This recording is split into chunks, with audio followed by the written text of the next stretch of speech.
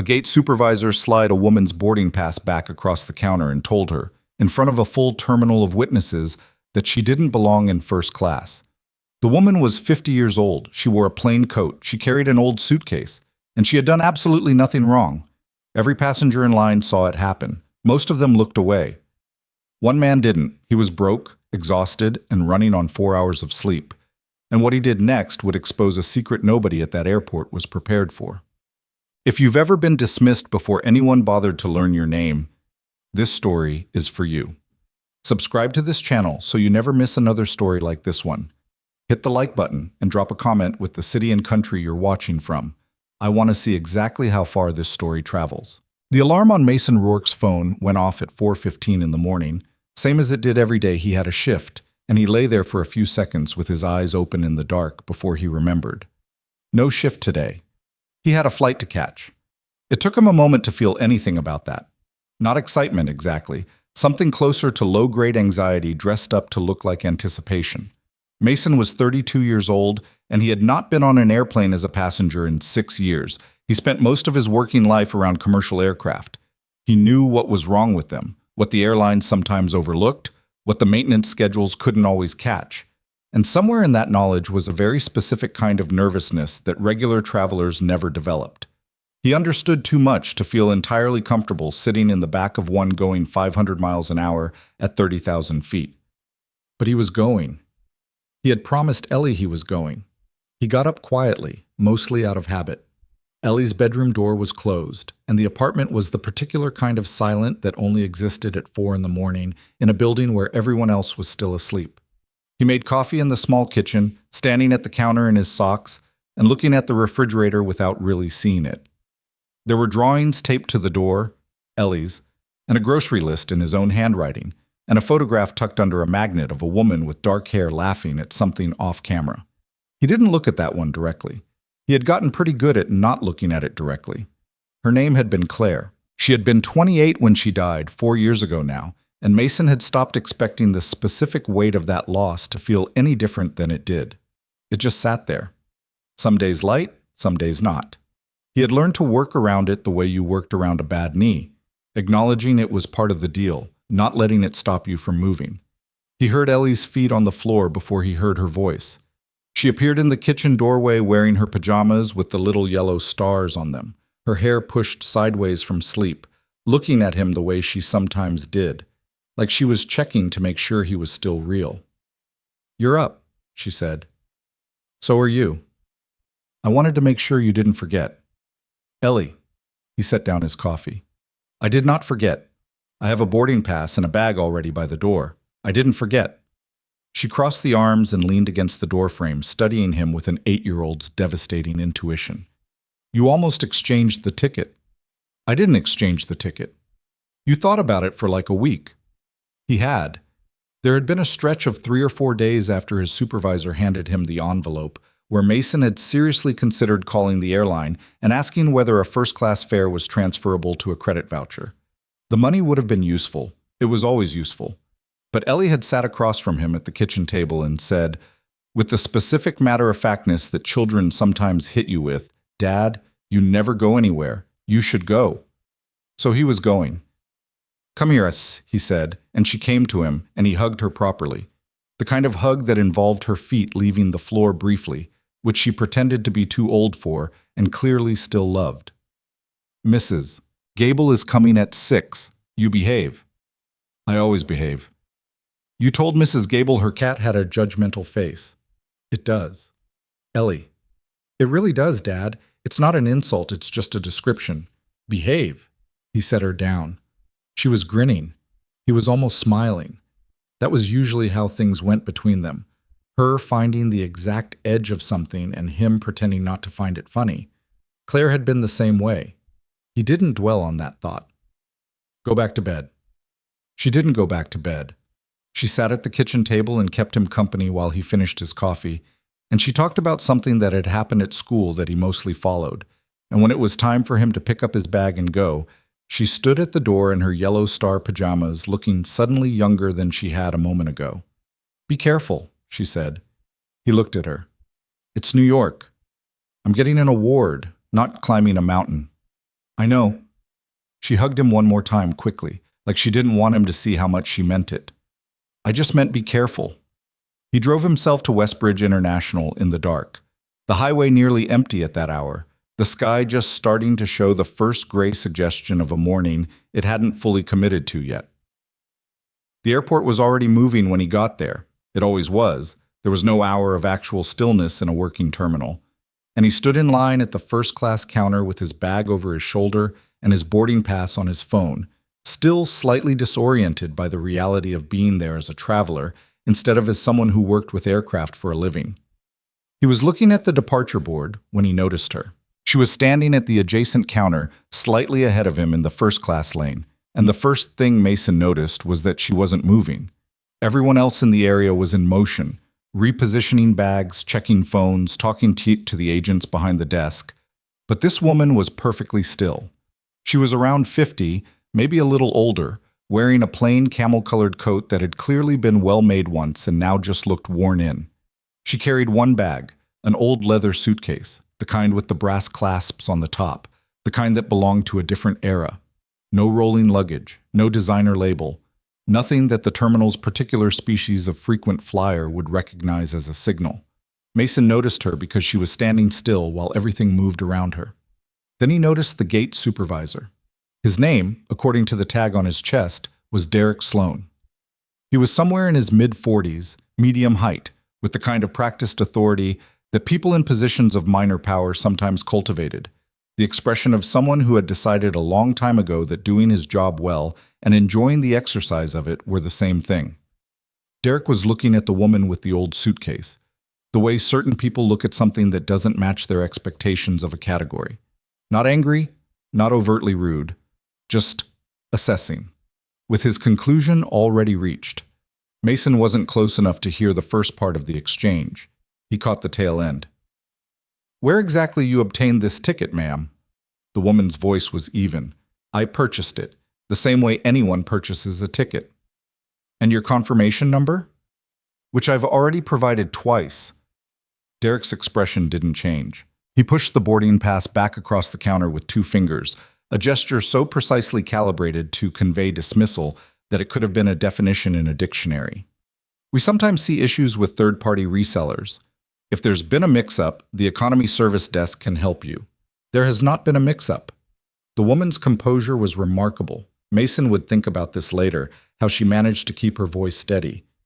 "That is a valid first-class ticket, seat 2A. I purchased it directly through the airline." "Ma'am, I would like you to scan it." Derek looked at her for a moment. He looked at the people around him, a few passengers who had begun to orient their attention toward the counter, as people do when they sense something happening, the way animals collectively register a shift in the air before a storm. He looked at the boarding pass. He did not scan it. "The economy desk is, she said she wants you to scan it." Mason heard the words come out of his mouth before he had made a fully conscious decision to say them. He was standing 3 or 4 feet back in the line. He had not been part of this conversation. He had no standing here. He said it anyway. Derek turned his head and looked at Mason with the particular expression of someone who has been interrupted by a party they consider irrelevant. "Sir, I'm going to ask you to—" "She's been standing at this counter long enough." Mason stepped forward out of the line. He didn't do it aggressively. He just moved, the way you move when you've decided something and there's nothing left to negotiate about. "Her ticket is in your hand. Scan it or tell her specifically and clearly what rule she's violated. Those are the 2 options." There was a beat of silence, the kind that spreads. A few people nearby had stopped pretending not to watch. Someone shifted position to see better. Derek's jaw tightened. "This is not your business. I'm a passenger at this counter, and she's a passenger at this counter. If there's a policy problem, state it. If there isn't—" Mason nodded toward the scanner.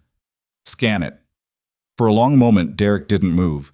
He was doing the kind of rapid calculation that people do when they've been put in a position they didn't expect and need to decide whether doubling down or backing off costs them less. He chose to back off, but only technically. He picked up the boarding pass and brought it to the scanner with the energy of someone doing Mason a favor they deeply resented. The screen confirmed what Helena had been saying. First class. Seat 2A. Fully paid. Valid. Mason looked at the screen, then at Derek.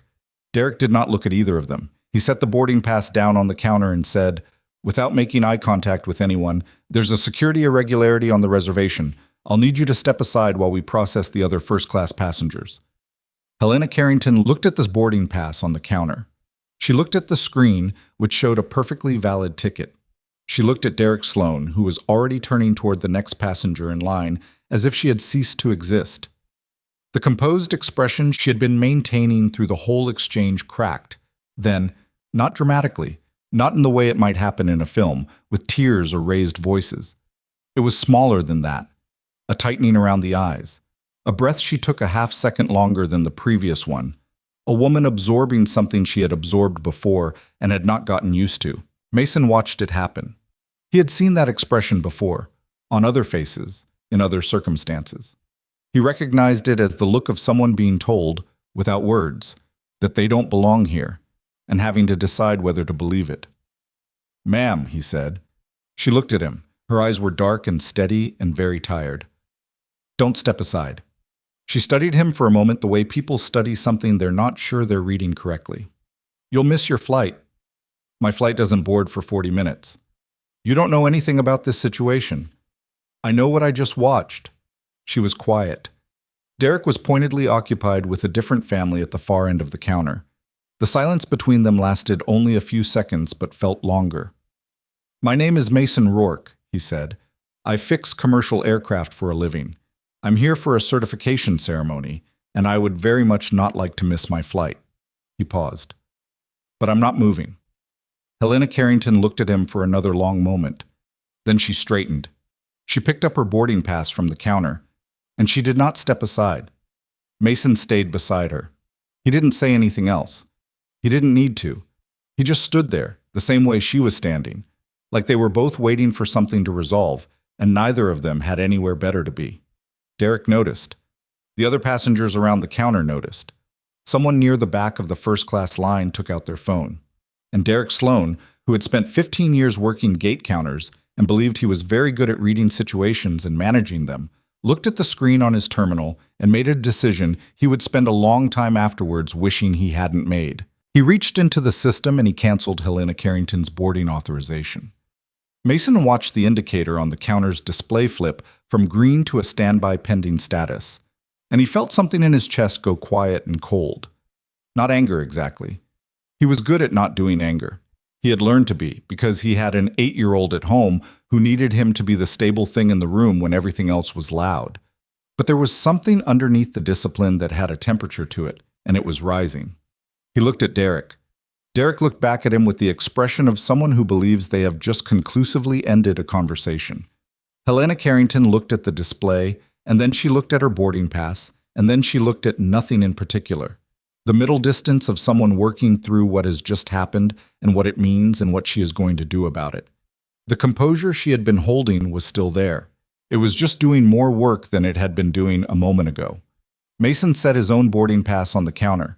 He didn't make a speech. He didn't announce anything. He just put it down, flat, in front of Derek Sloan, and said, "If she doesn't get on that plane because of the way you decided she looks, I don't get on it either."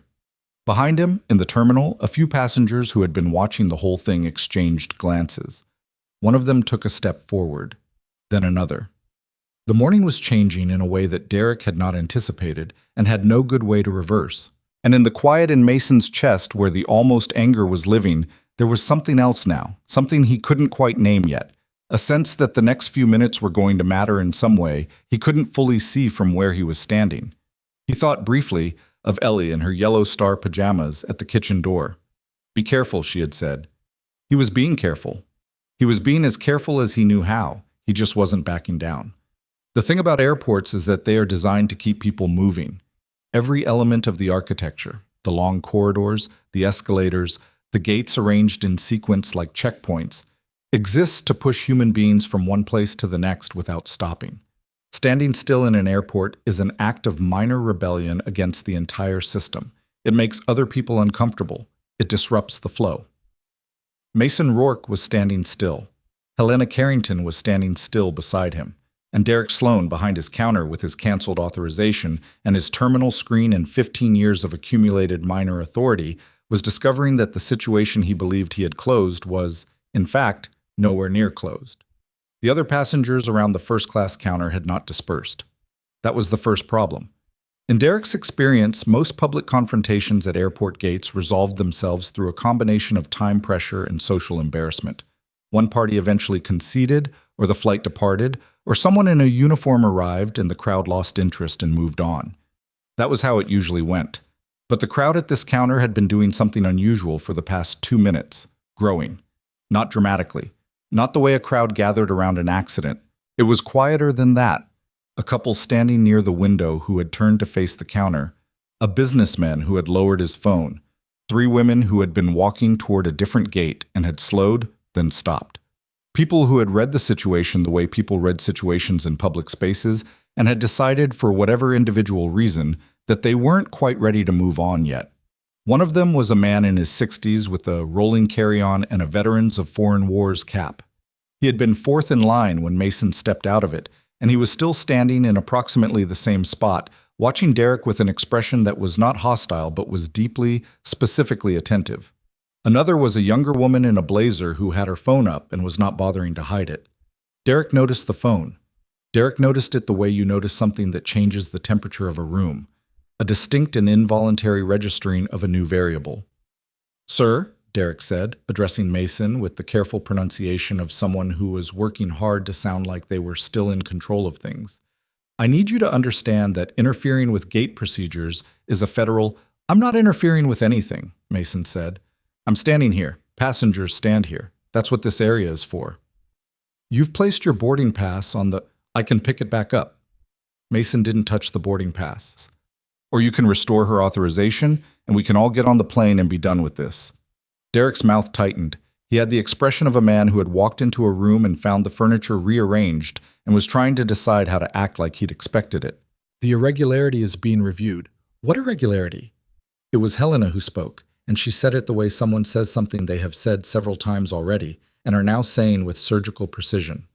"You haven't named one. You haven't cited one. You've used the word and not attached it to anything real." She paused. "I've asked 3 times. I'm asking again. What specifically is the irregularity?" Derek looked at her. He opened his mouth. He did not answer the question. "That's what I thought," Helena said. She wasn't performing anything. She wasn't doing righteous indignation or dramatic confrontation the way people did in movies. She was tired. That was the most honest word for it. A specific, deep tiredness that had nothing to do with the hour of the morning and everything to do with having done this before, in other places, with other faces wearing Derek's expression, and having never fully gotten used to it no matter how many times it happened. She looked at Mason. He was still beside her, still not moving, his boarding pass still on the counter. He had the build of someone who spent a lot of time on his feet doing physical work. Not large, but solid, with the particular posture of a man who had learned to take up exactly as much space as he needed, and no more. He was looking at Derek with an expression that Helena had trouble categorizing. Not angry, not righteous. Focused, maybe. The way someone looks when they've gotten very quiet inside and everything non-essential has gone still. "You don't have to stay," she said to him, lower, not asking him to leave, just naming the fact. "You already said that." "I mean it." "So did I," Mason said. They stood there. The terminal noise moved around them. Announcements, rolling bags, a child somewhere asking a question in a language Mason didn't recognize, and the immediate space around the counter had taken on the specific quality of a held breath. The man in the Veterans of Foreign Wars cap stepped forward. He didn't step forward aggressively. He moved the way old men move when they've decided to do something and have stopped caring about how it looks, with a kind of unhurried deliberateness that made room for itself. He came to stand beside Mason at the counter, and he set his own boarding pass down next to Mason's. "I'll wait too," he said. He didn't say it to anyone in particular. Derek stared at him. "Name's Warren Holt," the man added, as if that resolved something. "Flew 2 tours in the Army and 40 years of commercial travel, and I have never once been asked where I got my ticket." He looked at Derek steadily. "So I'm curious what makes this particular passenger different." The silence that followed was the kind that had weight. Derek's jaw moved slightly, like he was considering words and discarding them. "Sir, this doesn't concern— I fly this airline about 12 times a year, Warren Holt said pleasantly. Have for the last decade, so I'd say it concerns me a fair bit. Another boarding pass came down on the counter. Mason glanced sideways. The woman in the blazer had put her phone in her pocket and stepped forward. She was maybe 35, hair pulled back, the kind of person who carried herself like she was used to being in rooms where decisions were made. She put her boarding pass down without ceremony. Me too, she said. Derek Sloan looked at the counter, which now had 3 boarding passes on it. He looked at the growing cluster of people who were not moving away. He looked at the woman in the plain camel coat who was watching him with exhausted, clear, dark eyes. And he made the decision that people in his position sometimes make when they realize the ground has shifted under them and they are no longer standing where they thought they were. He picked up his radio. Mason watched him do it. He couldn't hear what Derek said into it. Too much ambient noise, and Derek had half turned away. But he saw the posture, the movement, and he understood what was happening. Derek was summoning backup. He was going to escalate this, which meant he believed escalating it would resolve it in his favor. He's calling security, Mason said quietly, to no one in particular.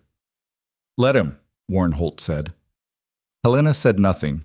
She was looking at the old leather suitcase she had set on the floor beside her feet during the first part of the confrontation, and Mason noticed her looking at it, and there was something in that look, not sentimentality, something older and harder than sentimentality, that made him want to ask a question he didn't know how to phrase yet. 2 airport security officers arrived within 4 minutes. They were younger than Mason expected, early 30s, both of them, wearing the standard blue and gray uniform of Westbridge International's contracted security firm. The first one, whose badge read Olson, scanned the situation quickly with the practiced assessment of someone who walked into escalated gate situations regularly and had learned to read the room before acting.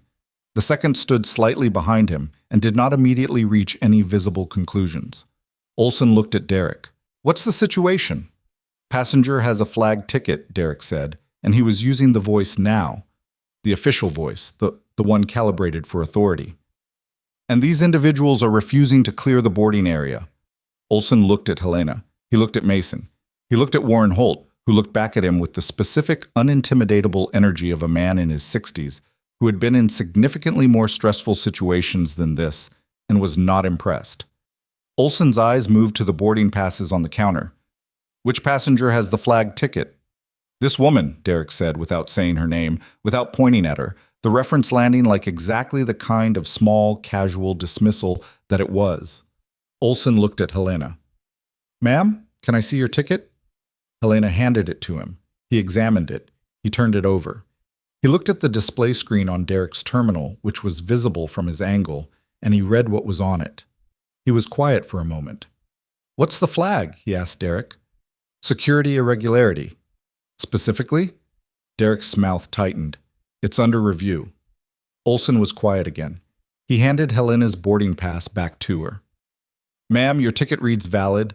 Seat 2A, first class, this flight. Yes, Helena said. That's what I've been saying. Sir, Olson said to Derek, and he was being careful, very careful, staying on the controlled side of a line he was clearly aware of. If there's a legitimate security flag on the reservation, it needs to be documented in the system. Is it documented? The review is it documented in the system?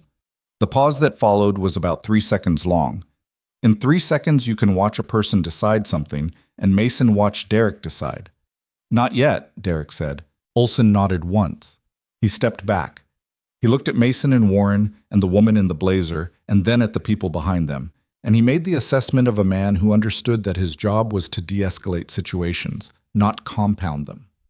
Sir, he said to Derek in a tone that was professional and completely unreassuring, I'd suggest you process Ms. He glanced at the boarding pass. Ms. Carrington's ticket as presented, and if there is a legitimate issue with the reservation, you open a formal report through the right channel. Derek looked at him. That's my recommendation, Olson said. It was phrased as a recommendation. It was not really a recommendation. Derek turned back to the terminal. His jaw was set in a way that made the muscles near his ears move slightly.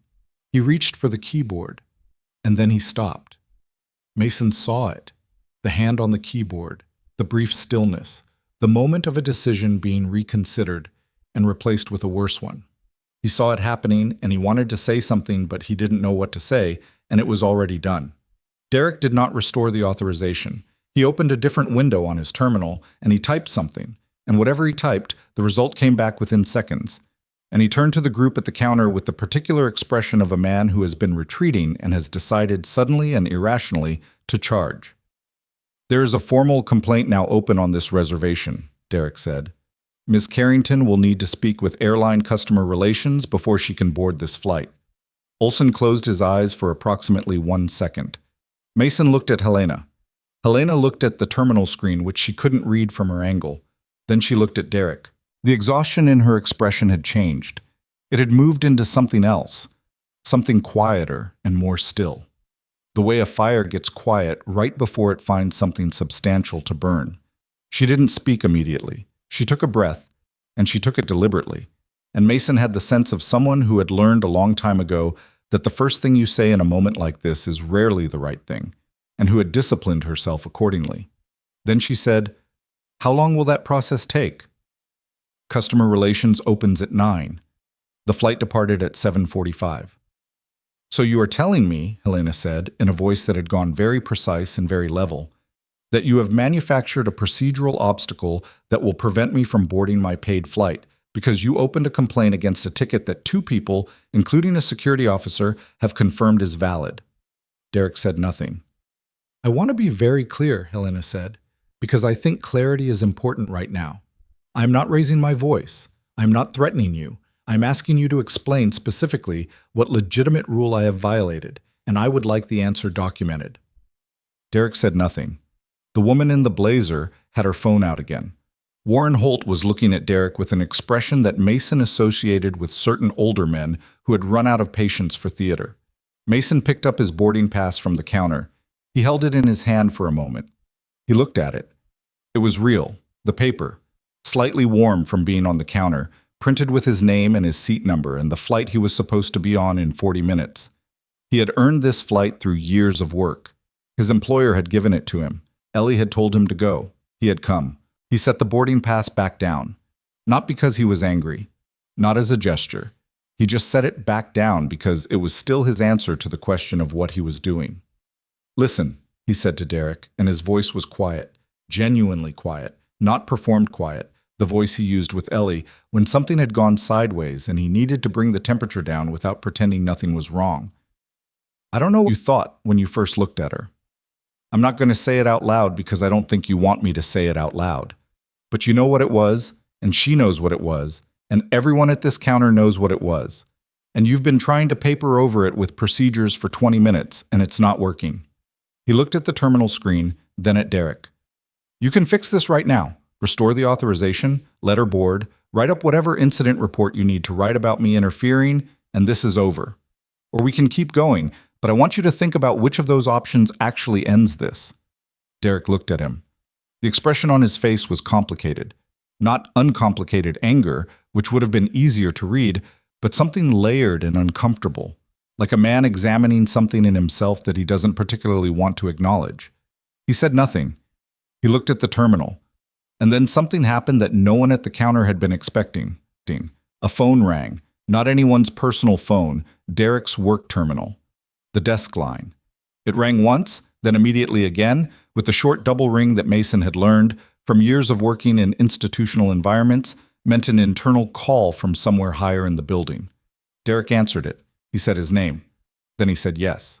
Then he didn't say anything for about 15 seconds.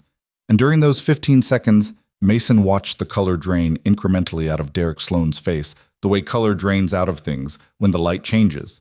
Gradually, then all at once. He set the phone down. He sat with whatever he had just heard for a moment that was brief and felt long. Then he reached for the keyboard. He typed. The display on the terminal shifted. The standby pending indicator that had replaced Helena's authorization cycled through a loading state and settled back into the status it had been before Derek's intervention. First class. Seat 2A. Valid. Derek didn't speak.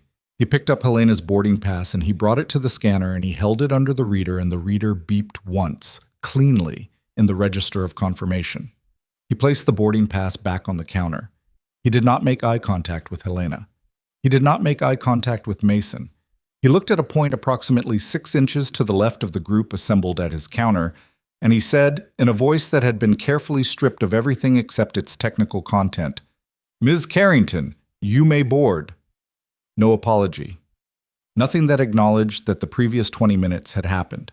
Just the procedural completion of a task that should have taken 30 seconds and had instead taken the better part of half an hour. Helena picked up her boarding pass. She picked up her old leather suitcase by the handle. She did not thank Derek. She did not say anything to him at all. She looked at Mason. "Thank you," she said, and she said it simply, without elaboration, the way you thank someone for something that was significant and that you're not sure you have enough words for yet. Mason nodded. "You were going to be fine without me." "Maybe," she said, "but it helps. Having someone stand next to you when you're trying not to let them see that you're shaking." She said it evenly, factually, like a person making a straightforward observation rather than a confession, and then she picked up her bag and started walking toward the gate. Mason watched her go for a second. He picked up his own boarding pass from the counter. He looked at Warren Holt. "Thank you," Mason said. Warren shrugged with the practiced nonchalance of a man who did not require acknowledgement for the right thing. "She had a valid ticket," he said. "That's the whole story." The woman in the blazer had already pocketed her phone and was walking away without comment, which Mason found he respected. He started toward the gate. He was about 15 feet away when he heard Derek's voice behind him. Not loud, not aggressive. The voice of a man trying to recover some last fragment of footing. "You're going to want to remember that interfering with airline employees is a federal matter, Mr. Rourke." Mason stopped. He turned around. Derek was behind the counter, looking at him with the expression of a man who had decided that the best way to process losing was to make sure the other person knew they hadn't fully won either. Mason looked at him for a moment. He thought about several things he could say. He thought about Ellie asking him once why some people were mean and what he had told her, that sometimes people were mean because they were scared, and that being scared was not an excuse for anything, but it was at least an explanation. He thought about the color leaving Derek's face when the phone rang, and the way the gate supervisor had typed the restoration into his terminal without making eye contact, and he thought about whatever Derek was going to have to sit with tonight when the terminal emptied and the flights were gone and there was nothing left to process. "I didn't interfere with anything," Mason said. "I stood next to a woman who had a valid ticket." He turned back around and walked toward the gate. The first-class boarding lane was mostly empty now. The other passengers had boarded during the delay, and the remaining few were moving through quickly. Mason handed his boarding pass to the agent at the scanner, a young woman who had clearly been aware of what had happened at the counter and was now making the specific effort of someone who wants to appear unaware of it. She scanned his pass. The reader beeped. She told him to enjoy his flight. He walked down the jetway. It was one of those tunnels that had a slight downward grade and a corrugated metal floor, and it always smelled the same. That particular airport smell of recycled air and jet fuel, and the specific brand of industrial carpet cleaner that every terminal in America seemed to purchase from the same supplier. Mason had walked down hundreds of jetways, but always from the outside, on the tarmac side, through the service hatches, to look at something mechanical that needed attention. Walking through as a passenger felt different, smaller, somehow, more enclosed. He stepped onto the plane. The first-class cabin was 8 rows on each side, wider seats in a configuration he wasn't used to, the overhead bins already half-loaded. A flight attendant offered him a beverage before he'd fully found his seat. He said no thank you, which came out slightly more abruptly than he intended, and the flight attendant moved on without offense because flight attendants had heard every version of stressed and distracted early morning passenger there was. His seat was 4A, a window. He stowed his bag and sat down and felt the specific physical relief of a person who has been standing with tension in his muscles for an extended period of time and has finally been permitted to sit. His shoulders dropped approximately half an inch. He had not realized they were up. 2 rows ahead of him, he could see the back of Helena Carrington's head. Seat 2A. She was looking out her window, the old leather suitcase in the overhead bin above her, and she was very still. And Mason looked at her for a moment with the uncertain feeling of a person who has been involved in something and is not yet sure what it meant or where it goes. He did not know her. She was a stranger. She had been a stranger at the counter, And she was a stranger now, 53 years old or thereabouts, in a plain camel coat in first class on an early morning flight. And whatever she was carrying in that suitcase, and whatever she was carrying that he couldn't see, it was hers, and he had no claim on any of it. But he knew, sitting there with the tension leaking out of his shoulders in the filtered morning light of a plane that hadn't moved yet, that he had made the right call. Not because it had worked out. Things that are right don't need to work out to be right. But because he had looked at his daughter's face in his mind while he was standing at that counter, and he had felt, with the specific clarity that only comes when everything else goes quiet, that he could not have done otherwise. The plane began the slow process of leaving the gate. Mason looked out his window. The tarmac moved past, gray and flat, marked with the yellow lines that he knew from the inside. He had spent hours on tarmacs like this, in coveralls, with tools, looking at the undersides of aircraft that carried people he would never meet to places he would never go. He thought about that. The strangeness of it. The routine strangeness of doing work that mattered for people who would never know your name. He thought about the system his employer had asked him to present at the certification ceremony. The safety monitoring prototype he had built in increments over 4 years in a spare bedroom with a folding table and borrowed diagnostic software. The thing that Ellie had once looked at and called his puzzle when she was 5 years old and still didn't fully understand what he did for a living.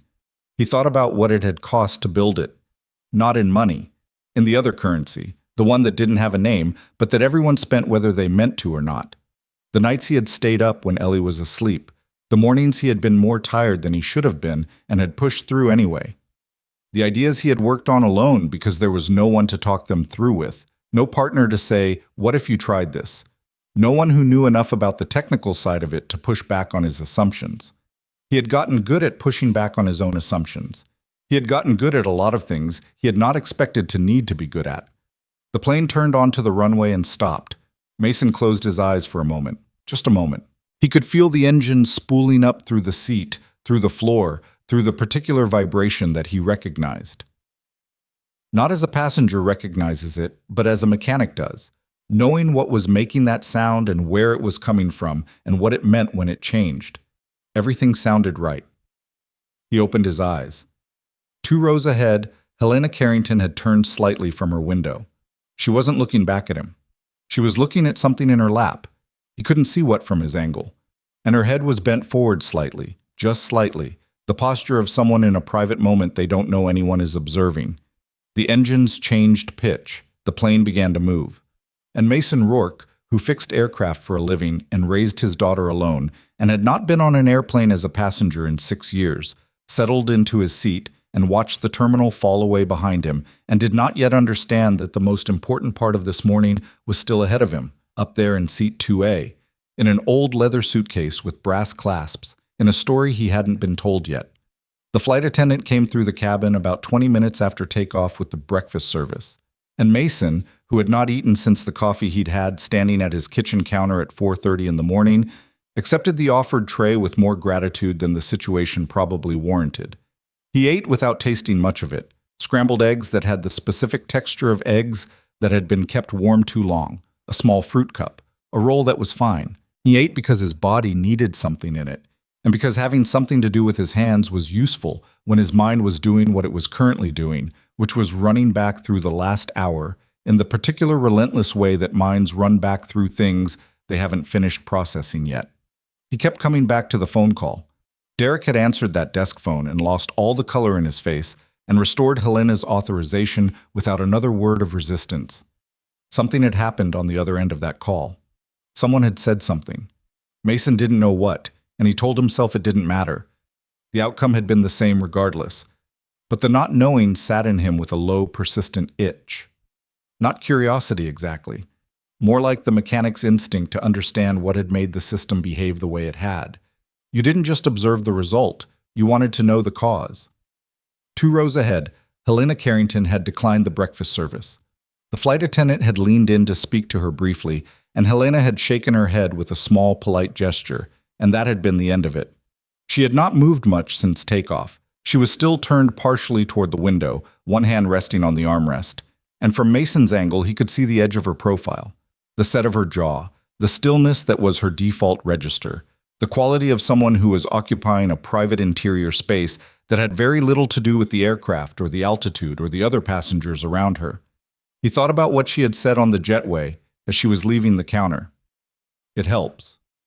Having someone stand next to you when you're trying not to let them see that you're shaking. He had not seen her shaking, not once, not at the counter, not when Derek canceled her authorization, not when security arrived.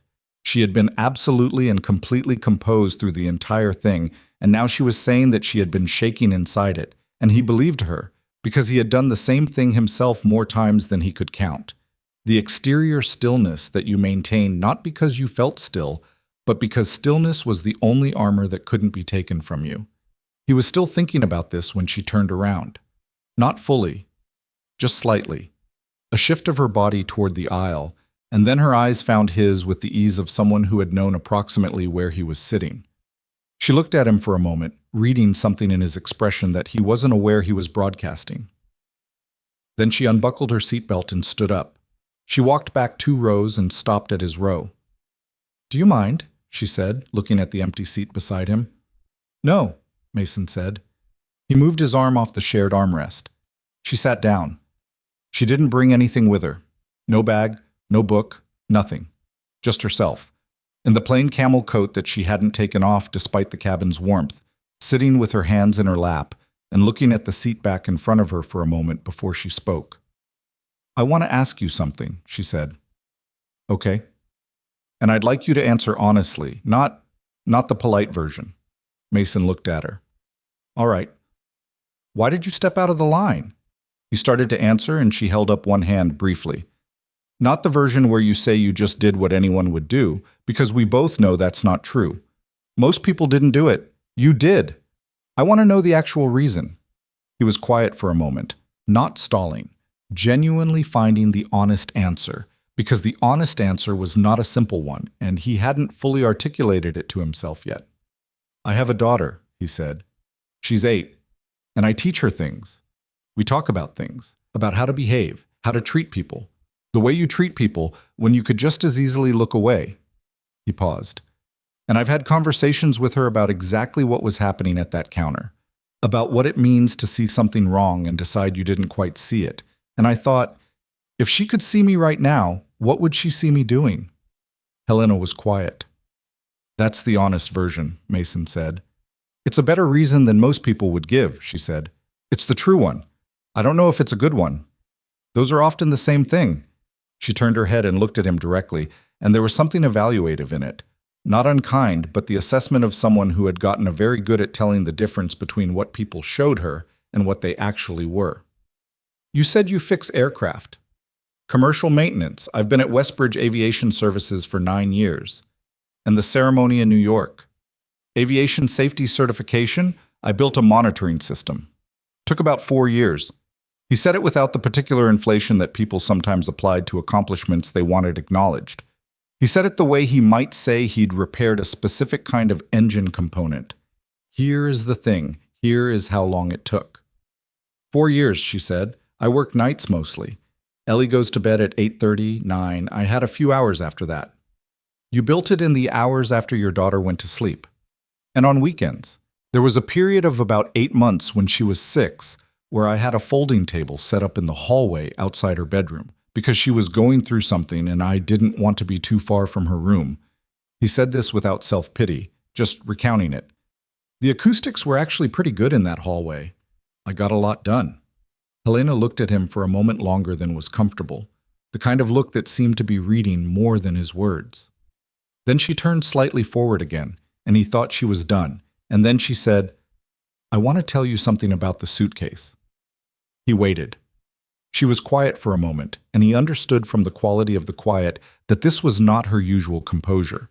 This was something harder to say, something she was locating the beginning of.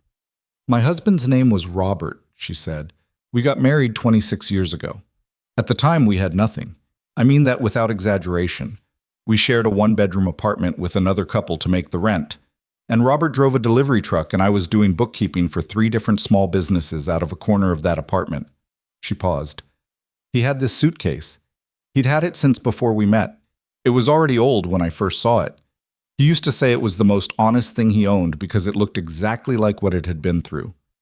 Mason listened without speaking. When things started to get better for us, for the company I'd built, Robert made a promise. He said when we could afford to do it properly, we would take a first-class flight to New York and have dinner somewhere expensive and stay somewhere with a bathrobe in the closet. Because we had spent so many years talking about someday, and he wanted someday to actually arrive. She looked at her hands. He died 11 months before we were going to take that trip. Pancreatic cancer. 4 months from diagnosis to the end. The cabin noise filled the space between them. The white noise hum of the engines. The distant sound of the beverage cart. Someone's child 2 rows back being reasoned with about something. I kept the suitcase, Helena said. Obviously. And I kept the reservation. I rebooked it twice, and then I left it alone for a long time. And then this year I decided I was going. She said it plainly. No drama. I was going to finish the trip. With his suitcase. Mason looked at the overhead bin above seat 2A, 2 rows ahead. The brass clasps. The worn leather corners. And then Derek, he said. And then Derek. She said it without anger, something flatter than anger, something that acknowledged the particular exhaustion of being stopped from doing something that already cost you everything to decide to do.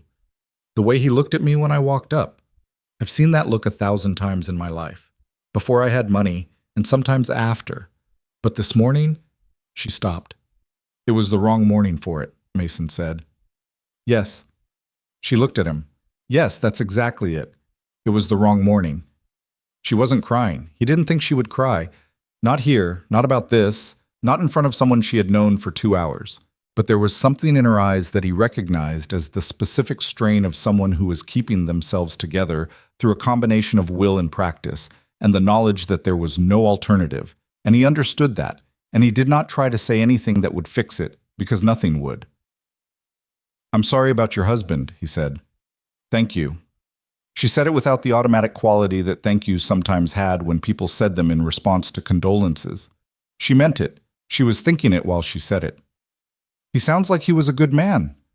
He was a complicated man, she said, and it came out with a brief, small, involuntary quality, almost a laugh, barely. He was stubborn, and he had a terrible sense of direction, and he could never remember to take his coat when it was cold. And he was the best person I ever knew. She paused. Those things coexist. I think people forget that. They do, Mason said. She looked at him. You lost someone. It wasn't really a question. He wondered briefly what she had read in him to arrive at it. My wife, he said. 4 years ago. Ellie's mother. Yes. How old was Ellie? 4. Helena nodded once. She didn't say she was sorry. She had heard the flat simplicity in the way he said it, and she understood that he was not offering it as something to be responded to. Not here, not now. He was just making a fact available, the way you sometimes did with strangers on planes, because strangers on planes were a particular category of person who existed in the temporary suspension of regular life and could hold things without carrying them forward. 4-year-olds don't understand, she said. No. But they feel it. She felt it, Mason said. She still feels it. She doesn't say it the same way she did when she was 5 or 6. But it's there. It changes what it looks like, not what it is. Helena was quiet for a moment. Then she said, You're raising her alone. Since then, yes. That's... She stopped. She looked at the seat back in front of her. That's not a small thing. It's just the thing, Mason said. You just do it. That's what people say when they've done something hard for long enough that they've stopped being able to see it from the outside. He considered that. It felt true, which was slightly uncomfortable because things that are true without flattering you require a moment to sit with. Maybe, he said. The flight attendant came through again, collecting breakfast trays, and they paused while she reached across and took Mason's. Helena waited, and Mason noticed her waiting with the particular patience of someone who had learned to live in pauses, to not fill every silence with movement or noise. It was one of the things you learned, he thought, when you had spent a long time with grief. The pauses stopped feeling threatening. You learned to sit inside them. Tell me about the monitoring system, Helena said, when the flight attendant moved on. He looked at her. Really? If you want to. Yes. He did want to. That was the thing. He almost never got to talk about it because the people in his life either didn't have the technical background to engage with it meaningfully or were so polite about their lack of interest that the conversation died within minutes. Ellie asked questions sometimes, earnest and completely incorrect questions that he answered carefully because the questions mattered even when the assumptions behind them didn't. But that was different. Helena was looking at him with the expression of someone who wanted to understand something, and there was a specific kind of hunger in that, in being given genuine attention on the thing you had spent 4 years on in hallways and spare bedrooms and the dark after your daughter went to sleep. Okay, he said. The basic problem is that current aircraft safety monitoring systems are good at catching mechanical failures in real time, but they're bad at pattern recognition over long intervals. They're looking for the thing that's already broken, not the thing that's about to break in 2 months. He stopped. Is this too technical? Keep going. So I built a system that integrates maintenance logs, flight cycle data, and atmospheric stress data, and runs a predictive algorithm.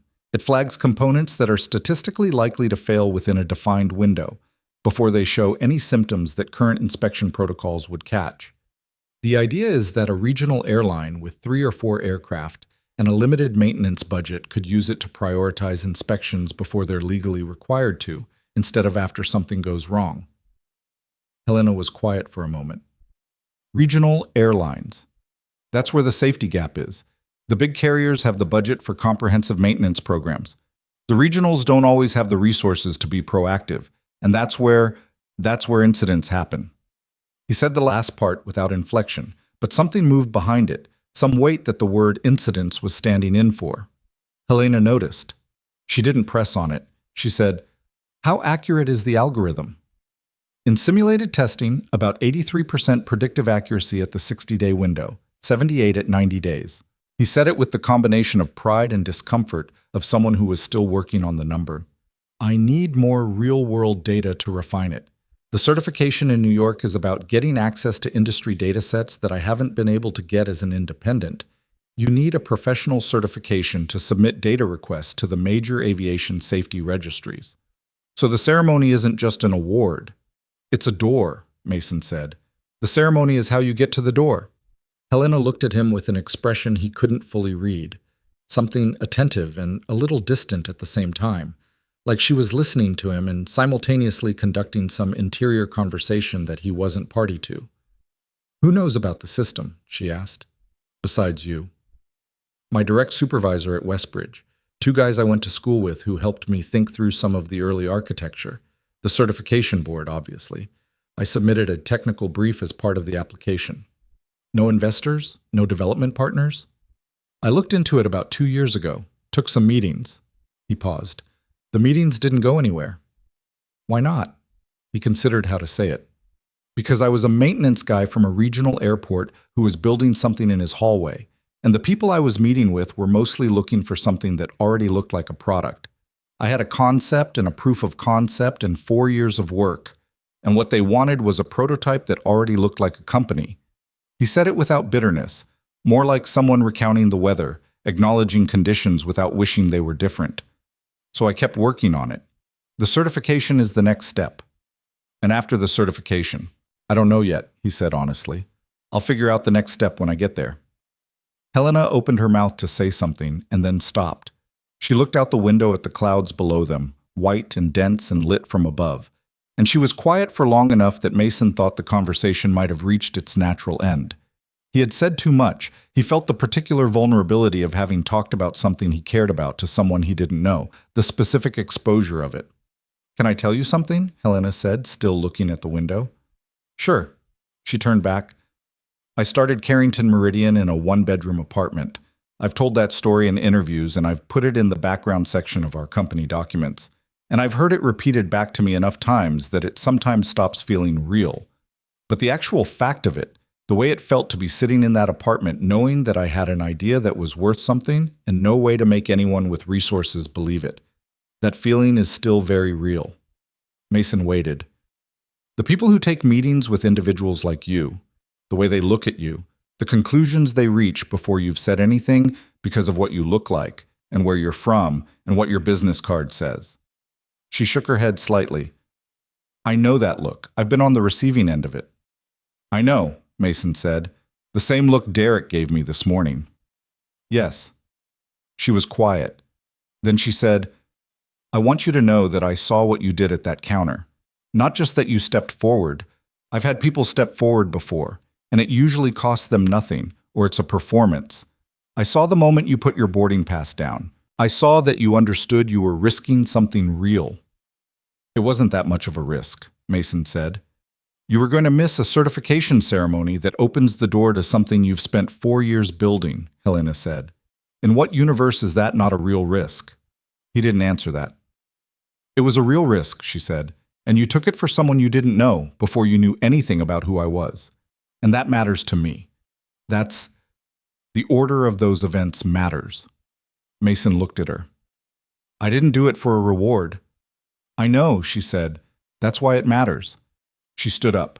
She stood up the way she had sat down, directly, without ceremony, without signaling it in advance. She straightened her coat. I'm going to go back to my seat, she said. I'd like to think for a while. Of course. She started to move toward the aisle, and then she paused, and she looked at him with an expression that he would later think about, that he would think about for a long time, actually, without being fully able to name what it contained. Something decided, something that had just been resolved on the interior. What's your daughter's full name? She asked. The question surprised him. He answered it anyway. Eleanor Grace Rourke. We call her Ellie. Helena nodded once, as if recording it. Have a good flight, Mason, she said. She walked back up the aisle to seat 2A, and she sat down and she turned toward the window. And he watched her for a moment, and then he turned to his own window and looked at the clouds below, and the clear blue above, and the horizon that was not a line but a gradient, one thing dissolving into another without a definite border. He thought about Claire for a moment, about the way she used to laugh at things he didn't expect, about the morning 4 years ago that had ended so differently than it began, about Ellie standing in yellow star pajamas at the kitchen door saying, "Be careful." He thought about the hallway outside Ellie's bedroom, where he had spent 8 months working at a folding table, listening to his daughter breathe in her sleep while he built something in the dark that he couldn't be sure would ever be anything. He thought about what Helena had said. The order of those events matters. He hadn't done it for anything. That was the true thing. He had stepped out of the line because he had looked at a woman being told she didn't belong somewhere she had a right to be, and he had recognized something.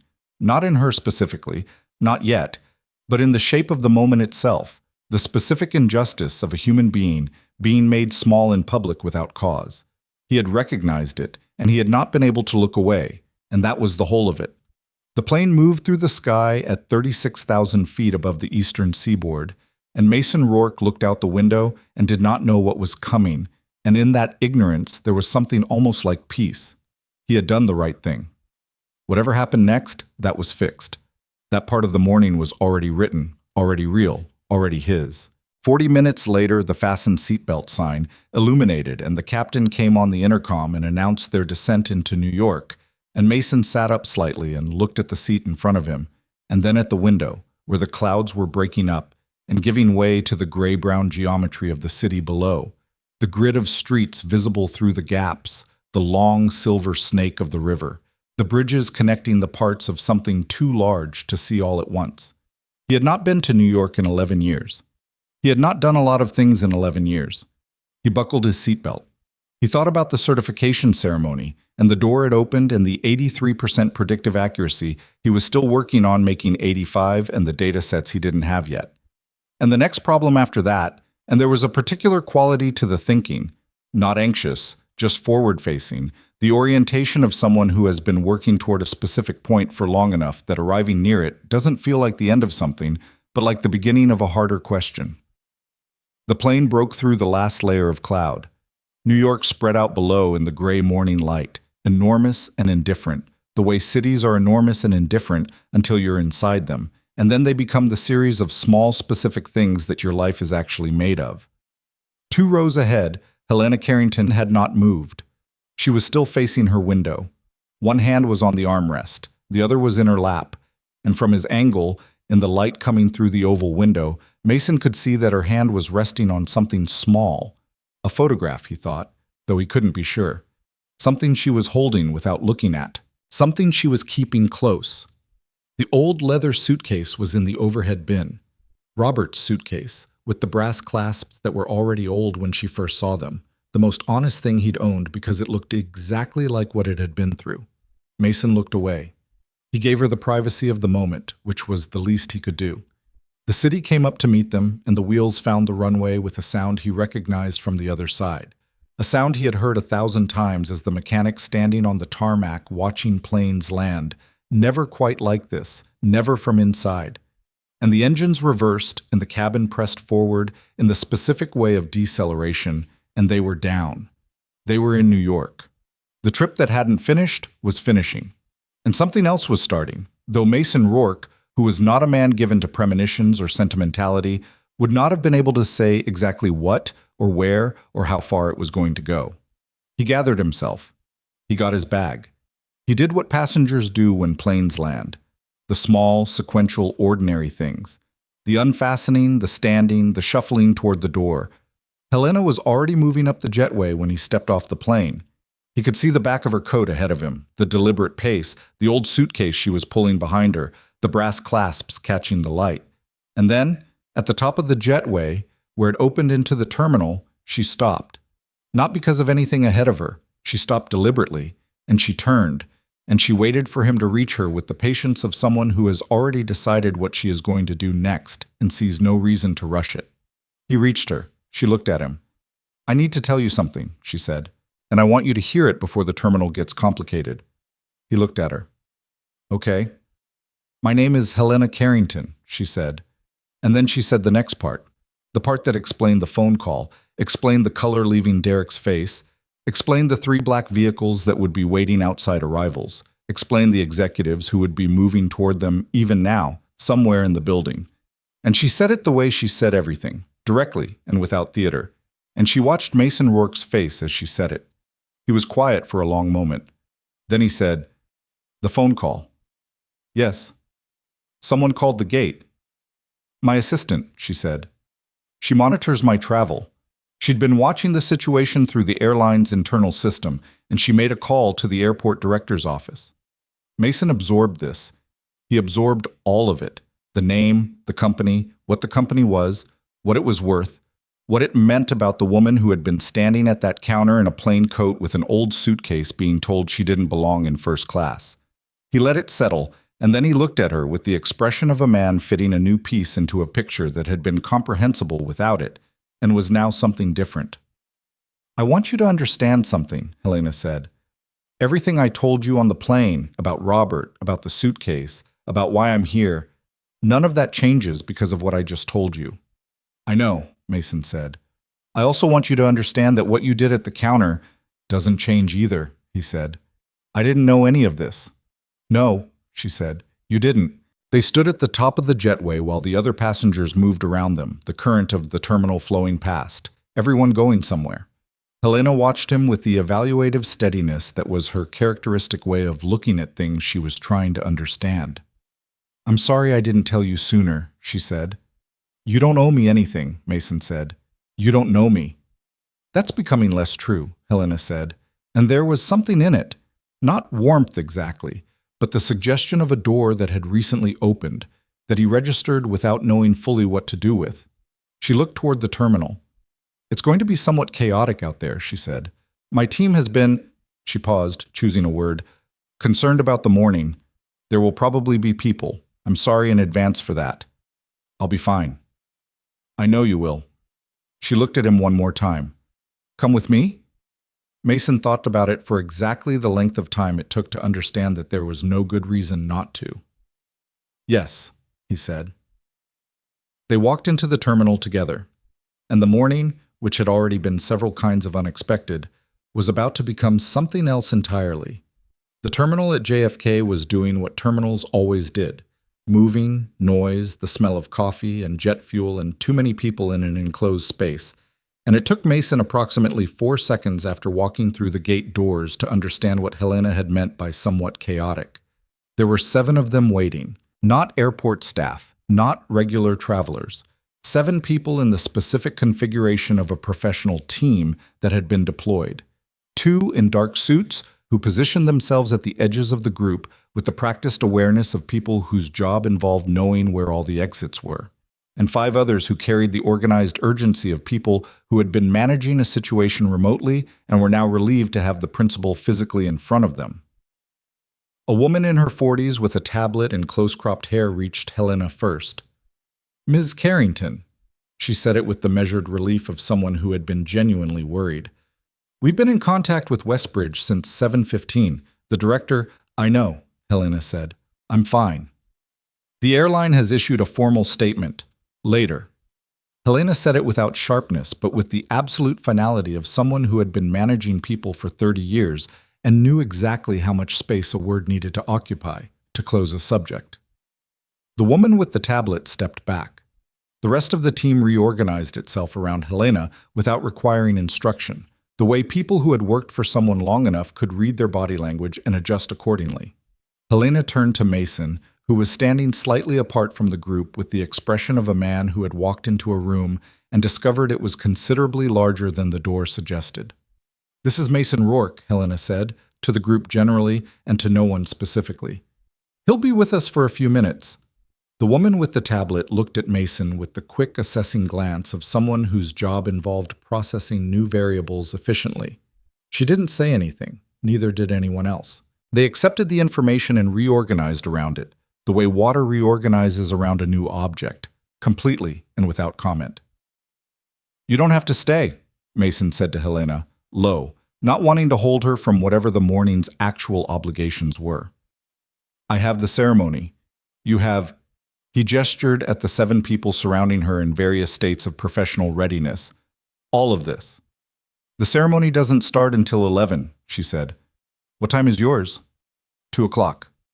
"Then we have time." She looked at the woman with the tablet. "Diane, where are we?" Diane, the woman with the close-cropped hair, clearly Helena's primary assistant and the person who had made the call to the airport director that morning, pulled up something on her screen. "The director of Westbridge International, a Mr. Paul Greaves, has requested a direct call. The airline's VP of Customer Experience has also reached out. Security footage from the gate has been preserved at our request." She paused briefly. "And the individual, Derek Sloan, has been suspended pending review as of 9:47 this morning." Helena absorbed this. "What does the review cover?" "The incident this morning, and apparently," Diane glanced at her tablet, "there are 4 prior complaints on record involving similar conduct toward passengers. 2 elderly travelers, 1 complaint about a woman traveling alone, and 1 involving a family." She said it evenly, because Diane was the kind of person who delivered information evenly regardless of what it contained. Helena was quiet for a moment. Mason watched her process it. He had expected, if he was honest, he had half expected, that the revelation of who Helena was would change the fundamental quality of who she appeared to be. That the plain coat and the old suitcase and the conversation on the plane would turn out to be the performance. And this? The 7-person team, the tablet, the suspended employee, the VP calling within hours, would turn out to be the real version. People did that. They had a public self and a private self, and the public self was a kind of armor. He had met enough people to know that. But Helena looked the same. She was standing in the middle of JFK's terminal with a team of 7 professional people around her, and she looked exactly like the woman who had stood at the gate counter with a valid ticket and refused to step aside. Tired, composed, precise, carrying something. 4 prior complaints, she said. "Yes, and they're on record, documented and filed." "They are." "What happened to them?" Diane looked at the tablet. 3 were closed as resolved, 1 is still technically open. "Resolved how?" "The file doesn't specify." Helena nodded. "I want to know how." She looked up from the tablet. "Not for Derek specifically. I want to know what the airline's process is when these complaints come in. What the procedure is. Whether there is one." "I'll find out," Diane said. "Today." "Yes." Helena looked at Mason. He had been listening to all of this with the focused quiet of someone who was trying to understand what he was seeing, and what he was seeing was a woman who had just landed from a flight where she had told him about her dead husband and the suitcase she'd brought to finish a trip they'd never taken, and who was now, within 5 minutes of walking into a terminal, asking the right questions about a systemic process that affected strangers she would never meet. The switch between the two modes was not a switch at all, he realized. They were the same mode. She was just a person who took things seriously all the way through. The complaint process matters more than the individual, he said. She looked at him. Yes. Because Derek is one person. And the process is what allowed him to be that person for long enough to collect 4 complaints. She said it without satisfaction. Not "I told you so," just the flat acknowledgement of a structural problem she had seen the shape of the moment Diane gave her the number. One of the suited men near the edge of the group appeared at Helena's shoulder and spoke quietly into her ear. She listened. Her expression shifted, something tightening slightly, a brief recalibration. "The airline director is here," she said to Mason. Not quite an apology. "In the building. He came in person." "Go," Mason said. "I'll be fine." "I know you will." She paused. "I'm not done talking to you." He wasn't sure what to do with that. He nodded. "Diane will take your contact information," Helena said. "If that's all right." "Sure."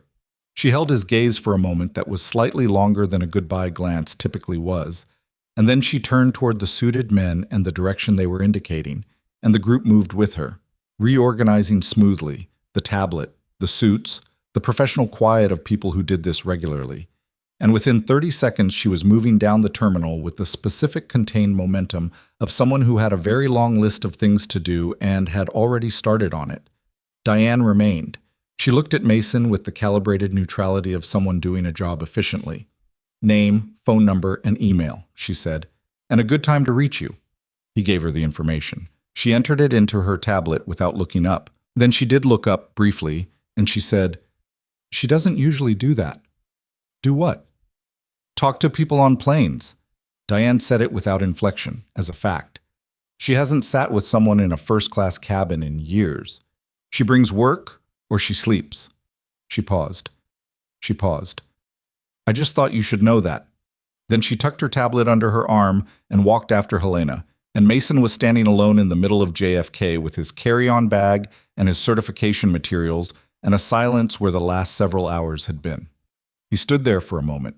Then he found a coffee kiosk, bought a cup that cost more than it should have, and sat down on a bench near the windows with his bag between his feet and his phone in his hand to call Ellie. She answered on the second ring, which meant she was waiting. "You landed," she said. "I landed." "How was it?"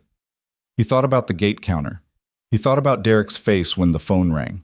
He thought about Helena sitting in the seat beside him saying, "It helps." Having someone stand next to you when you're trying not to let them see that you're shaking. He thought about the old leather suitcase with the brass clasps, and Robert and the one-bedroom apartment, and the trip that had been waiting 11 years to be finished. "It was interesting," he said. "That's not what people usually say." "I know." "Did something happen?" He considered how much to tell her and what version to tell it in. She was 8, but she was not simple, and he had learned that the parental instinct to protect children from complexity was sometimes the right instinct and sometimes a way of underestimating them.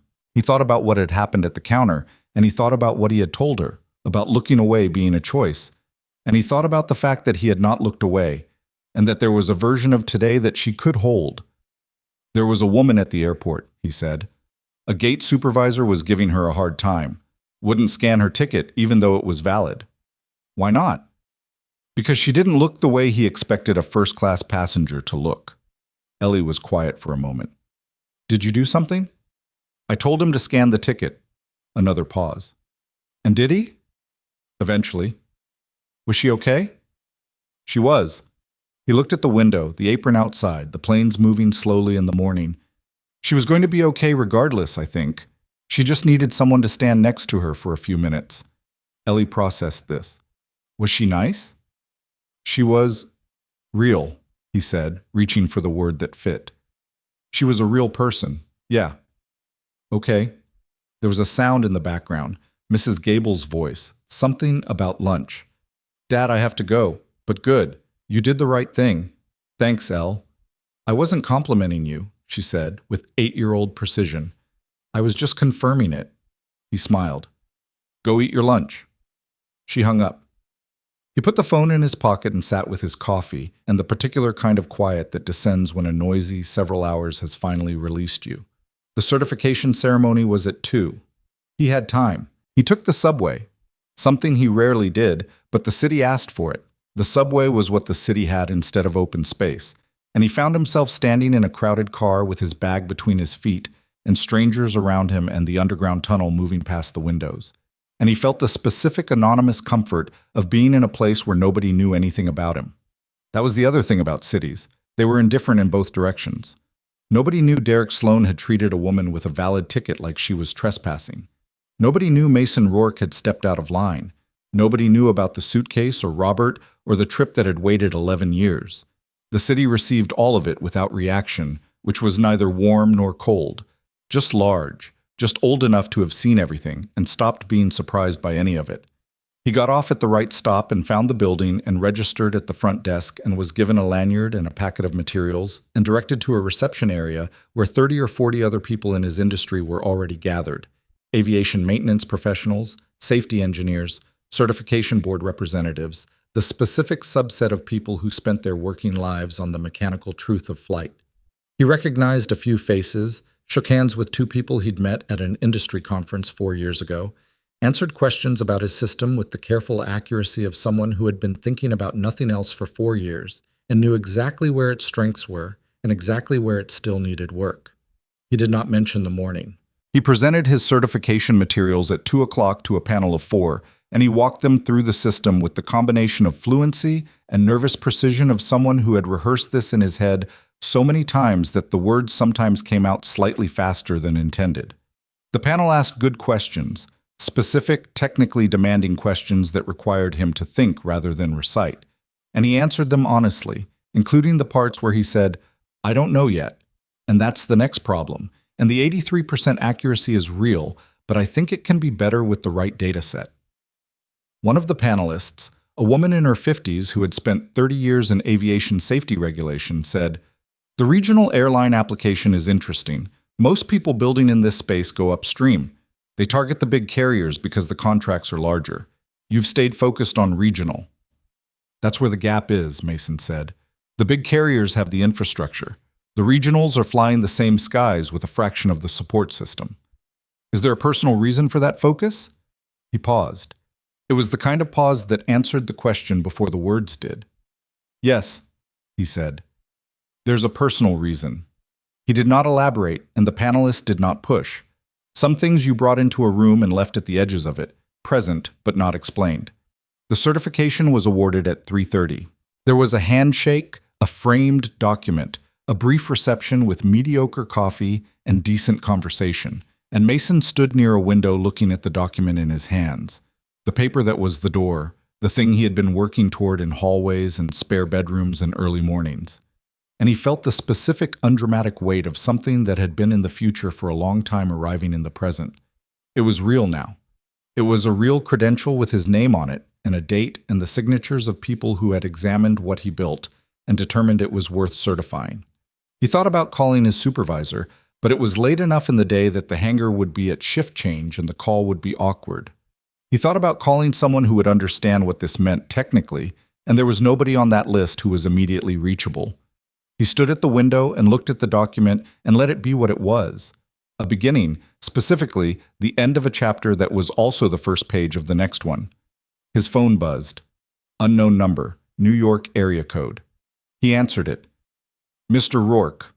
A man's voice, professional, mid-40s. "My name is James Calloway.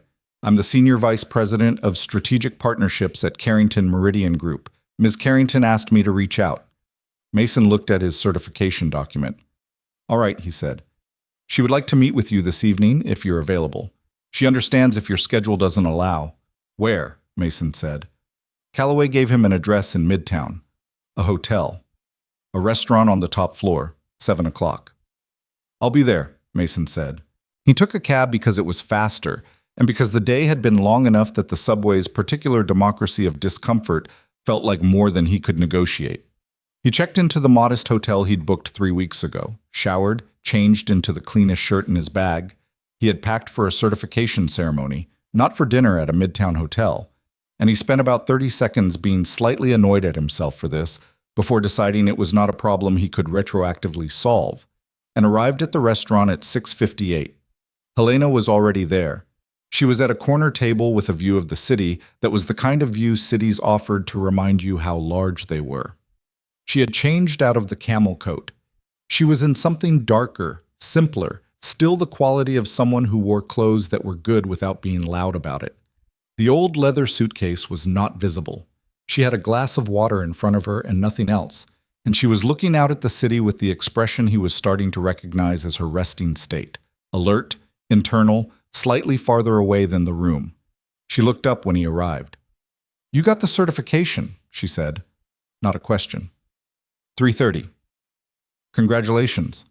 She meant it. It came out clean, without the social inflation that the word sometimes carried. She gestured at the chair across from her. He sat. A waiter appeared with menus. Helena ordered without looking at hers, the way people ordered in places they came to regularly, and Mason looked at his menu long enough to make a decision he was satisfied with, and then they were alone again in the corner with the city spread out behind them and the day's considerable weight settling between them like a third party at the table.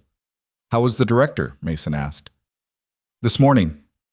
"Apologetic," Helena said. "Very specifically apologetic, in the way that people are apologetic when they're worried about what you might do rather than about what happened." She said it without anger, as a simple classification of human behavior. He offered upgrades and vouchers, and dedicated gate assistance for future travel. "Did you take any of it?" "No." "What did you ask for?" She looked at him. "Exactly what Diane told you I was asking about. The complaint process, the documentation, what the airline does when a passenger files a conduct report against a gate supervisor, and whether there is a meaningful system for it, or whether the reports go into a folder somewhere and the folder goes into a drawer." She paused. "There is a process. It's inadequate. It exists on paper in a form that satisfies the regulatory requirement without actually addressing the behavior. Designed to close the complaint, not fix the problem," Mason said. "Exactly." She looked at him with that particular evaluative attention again. "You've seen this kind of thing. In maintenance compliance, you file the report, the system shows the report was filed, the actual underlying issue doesn't change because fixing it would require resources the airline hasn't allocated. Same logic, Helena said. Different context. What happens to Derek? The investigation is real. The 4 prior complaints make it hard for the airline to argue he was a first-time case, and with the footage from this morning, she paused briefly. There isn't much to argue. He'll be dismissed, but that's the individual. That's not the system. What do you want to do about the system? She looked at him steadily. I want to change it, specifically. I want the airline, and ideally the industry, but start with this airline, to have a passenger advocacy process that is independent of the airline's internal HR function. Complaints reviewed by someone who doesn't work for the company being complained about. Response timelines that are enforceable. And some kind of mechanism for passengers who have been treated the way I was treated this morning, and the way the 4 people before me were treated, to know that the report they file will actually be read. Mason was quiet for a moment. You're going to push for this. I'm in a position to push for this, she said, which means I have a responsibility to. The waiter came back. They ordered. When he left, the silence had a different quality. Not empty, something that had been settled in it, a ground on which other things could stand. I want to talk to you about the monitoring system, Helena said. Mason looked at her. Not because of this morning, she said, immediately and with precision. Or, not only because of this morning. Diane pulled your certification filing. The technical brief you submitted to the board. She sent it to 2 of our aviation division consultants this afternoon. Mason straightened slightly. You had people read my brief in 4 hours. Yes.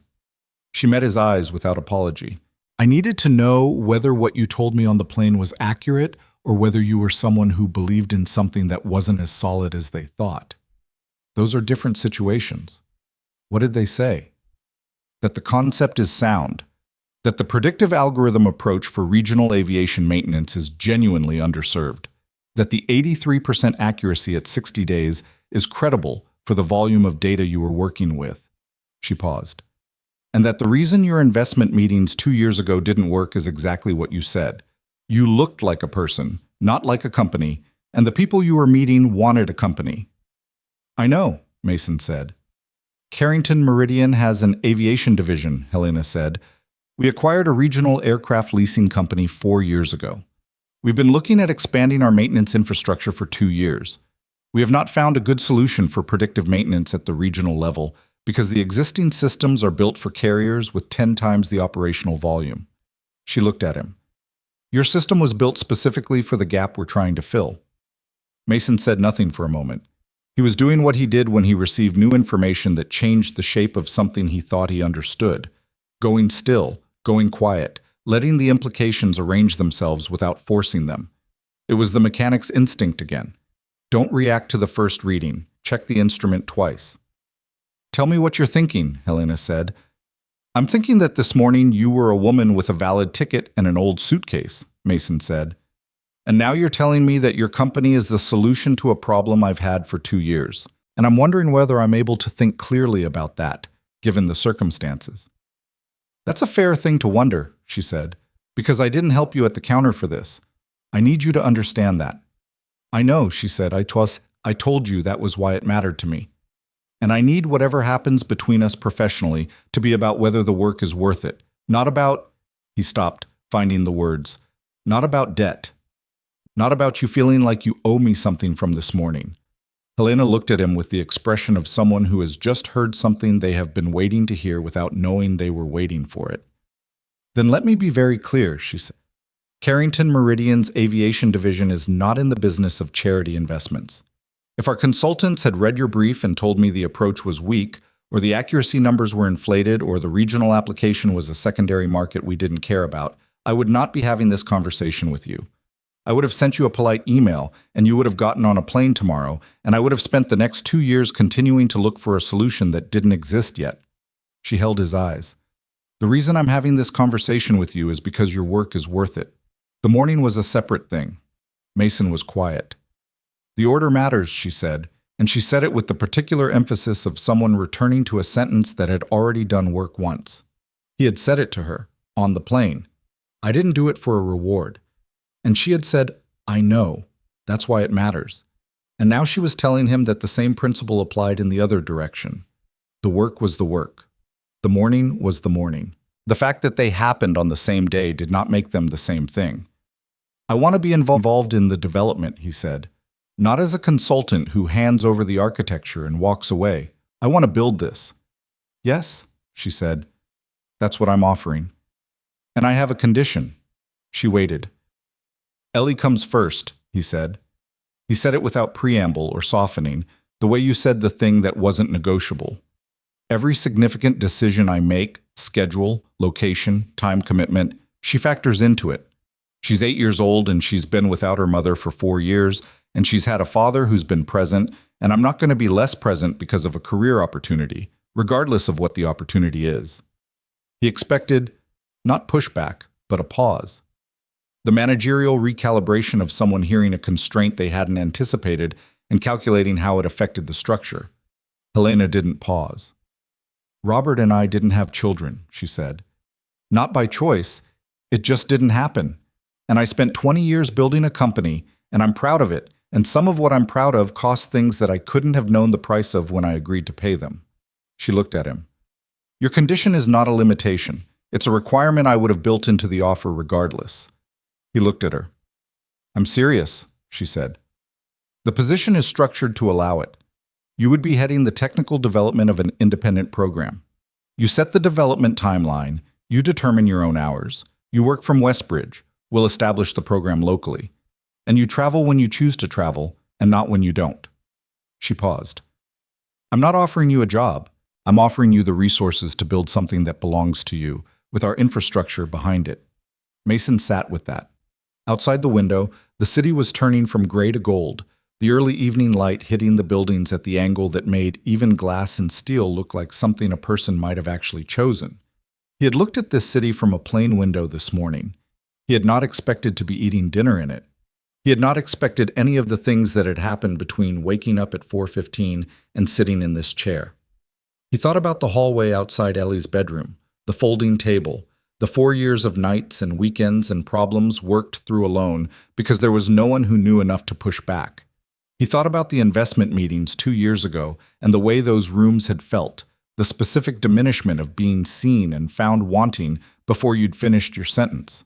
He thought about 83% predictive accuracy and what 85 would require, and what data sets he needed and what the next problem was after that. He thought about Ellie at the kitchen door in yellow star pajamas saying, "Be careful." He took out his wallet. He opened it, and he took out the photograph he kept inside it, creased at the corner, slightly worn from the number of times it had been opened and looked at and put back. It was a photograph of Ellie at 5 years old, sitting on the back porch of the apartment in the summer, eating a popsicle and looking at something off to the left of the camera with an expression of total absorption, oblivious to being photographed. It was not the most technically impressive photograph he had ever taken. It was the one that most accurately captured the specific, irreplaceable reality of her. He put it on the table between them. Helena looked at it. She looked at it for a long moment, and something moved across her face. Quiet, deep, not performed. The expression of a person receiving something that costs the giver. "That's Ellie," Mason said. "Yes," Helena said. "I know." She looked at the photograph for another moment. Then she looked up at him. "The offer stands on your terms," she said. "Ellie first, the work second. And whatever you build belongs to the work and to the people the work is for. Regional carriers, regional passengers, the people flying on aircraft that deserve the same safety infrastructure as everyone else." Mason looked at the photograph. He looked at Helena. He looked at the window and the city beyond it, and the sky that was the same sky he had looked at from 36,000 feet this morning when none of this had happened yet. "I want the passenger advocacy piece to be real," he said. "Whatever you negotiate with the airline about Derek and the complaint process, I want to know it actually changes, not the paperwork, the thing." Helena looked at him. "So do I. And I want the monitoring system evaluated on its merits," he said. "If it doesn't perform the way I think it will, I want to know. I don't want anyone protecting me from the information because of how today started." "Agreed," she said. "On every point." He picked up the photograph and put it back in his wallet. He picked up the coffee the waiter had brought at some point during the conversation and drank some of it, and it was, unlike the airport coffee, genuinely good. "One more thing," he said. "Go ahead." "The trip." He looked at her directly. "Robert's trip. Did you finish it?" She was quiet for a moment. A different kind of quiet from her usual variety, something softer in it, slightly unguarded. "I checked into the hotel this afternoon," she said. "The one we'd booked. They still had the original reservation in the system. It had rolled over twice when I rebooked." She paused. The room had a bathrobe in the closet. Mason didn't say anything.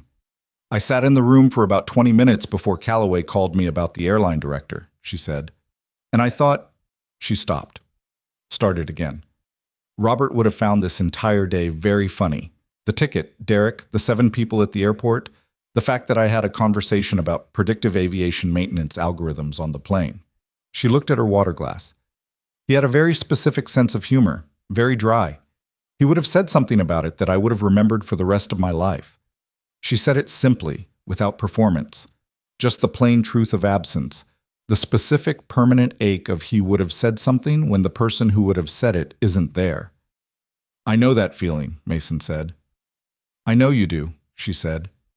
They sat with it for a moment, the two of them, in the corner of a restaurant in New York, with the city going gold outside and the suitcase somewhere in the hotel room across town and the certification document in Mason's bag, and the day sitting between them like something they had both been through and were only now beginning to understand. The waiter arrived with food, and they ate, and they talked about the technical architecture, about the aviation division, about Westbridge and timeline, and what the first phase of development would actually look like. They talked about practical things, concrete things, the things that turned a conversation into a plan. Helena asked questions that showed she had read the technical brief closely, not just received a summary of it, and Mason answered them with the specificity of someone who had thought about these questions for 4 years and was experiencing the unusual relief of being asked them by someone who could follow the answers. It was, in its way, the most normal conversation he had had in a very long time. It was also the most consequential. He would understand that later, would look back at the restaurant table and the city going dark outside the window, and the moment he had answered her questions about the algorithm with the knowledge that she was actually listening, and he would see it as the hour in which the direction of things changed.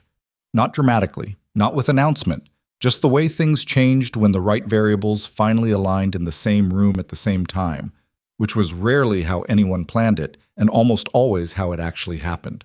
By 9 o'clock, the dinner was done and the bill was handled. Helena reached for it with the efficiency of someone who expected to handle it, and Mason let her because he was practical enough to understand that some negotiations were not worth having, and because what had been exchanged at the table tonight was not something a bill could represent in any meaningful way anyway. They walked out of the restaurant and stood for a moment in the lobby of the hotel, in the general direction of wherever each of them was going next, and the day reassembled itself briefly in the space between them. The gate counter, the terminal, the jetway, the plane, the city.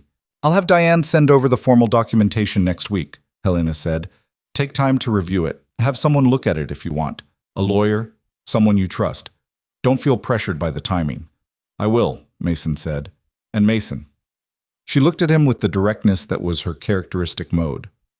"Thank you for this morning. I know you'll tell me you were just standing there." "I was just standing there," he said. "Yes," she said. "You were, and that was enough." She held out her hand. He shook it. Her grip was firm and brief, the handshake of someone who meant what they said and didn't need to hold on longer than the saying required. Then she walked toward the elevator, and he walked toward the door, and the city was waiting outside. Indifferent, enormous, old. And Mason Rourke stepped out into it with the certification document in his bag and a formal offer coming next week, and the knowledge that tomorrow morning he was going to call Ellie and tell her about a woman with an old suitcase and a valid ticket and what a day in New York looked like when you didn't look away. He flagged a cab. He got in. And he went back to his modest hotel and sat on the edge of the bed and looked at the photograph of Ellie for a long moment, the one with the popsicle and the summer porch, and the expression of total absorption in whatever she was looking at that was just outside the frame. He put the photograph back in his wallet. He set the certification document on the nightstand. He lay down on top of the covers without changing, because he was tired in the bone-deep way of a day that had required everything, and he looked at the ceiling of a room in a city he had not expected to be changed by, and he let the day be over. It had been enough, more than enough. And tomorrow, and the day after that, and the work ahead, and Ellie in her yellow star pajamas, and the 83% that was going to become 85. All of that was still there, still real, still waiting. But tonight, the day was over, and he slept. He was back home by noon the next day. The flight was uneventful in the way that flights are uneventful when you are too tired and too full of the previous day to pay attention to anything beyond the window and the horizon. Mason sat in his seat, economy this time, which felt correct somehow, felt like returning to the actual coordinates of his life. And he looked at the clouds and thought about very little with a great deal of concentration. That was the particular exhaustion of days that had required too much feeling. You came out the other side, not empty, but overextended, like a muscle that had been used past its limit and needed time before it could do anything again. Mrs. Gable met him at the apartment door before he could knock, which meant Ellie had been watching the window. Ellie appeared behind her approximately 1 second later, at the particular velocity of a child who has been practicing restraint for several seconds and has finally exhausted it. She was still in her school clothes, which meant she had just gotten home herself, and she had her hair in a braid that was partially unraveling on one side, and she looked at him the way she always looked at him when he came back from somewhere. Like she was checking a list only she could see and confirming that everything was still where it was supposed to be. "You're back," she said. "I'm back." She hugged him, and he held on, and Mrs. Gable made a discreet exit with the efficiency of a woman who had raised 3 children of her own and knew when a moment did not require an audience. "Did you get it?" Ellie asked, into his shoulder. "The certification?" "Yes." She pulled back. "Can I see?" He took it out of his bag. He had wrapped it in the cardboard sleeve from his folder to keep it from bending, and he held it out. She took it with both hands and looked at it with the serious attention she gave to things she understood were important, even when she didn't fully understand why they were important. She read his name at the top. She read the date. She looked at the signatures. "It says you're certified," she said. "That's what it means." For the monitoring thing. For the monitoring thing. She handed it back. Good, she said, with the decisive simplicity of someone closing a file.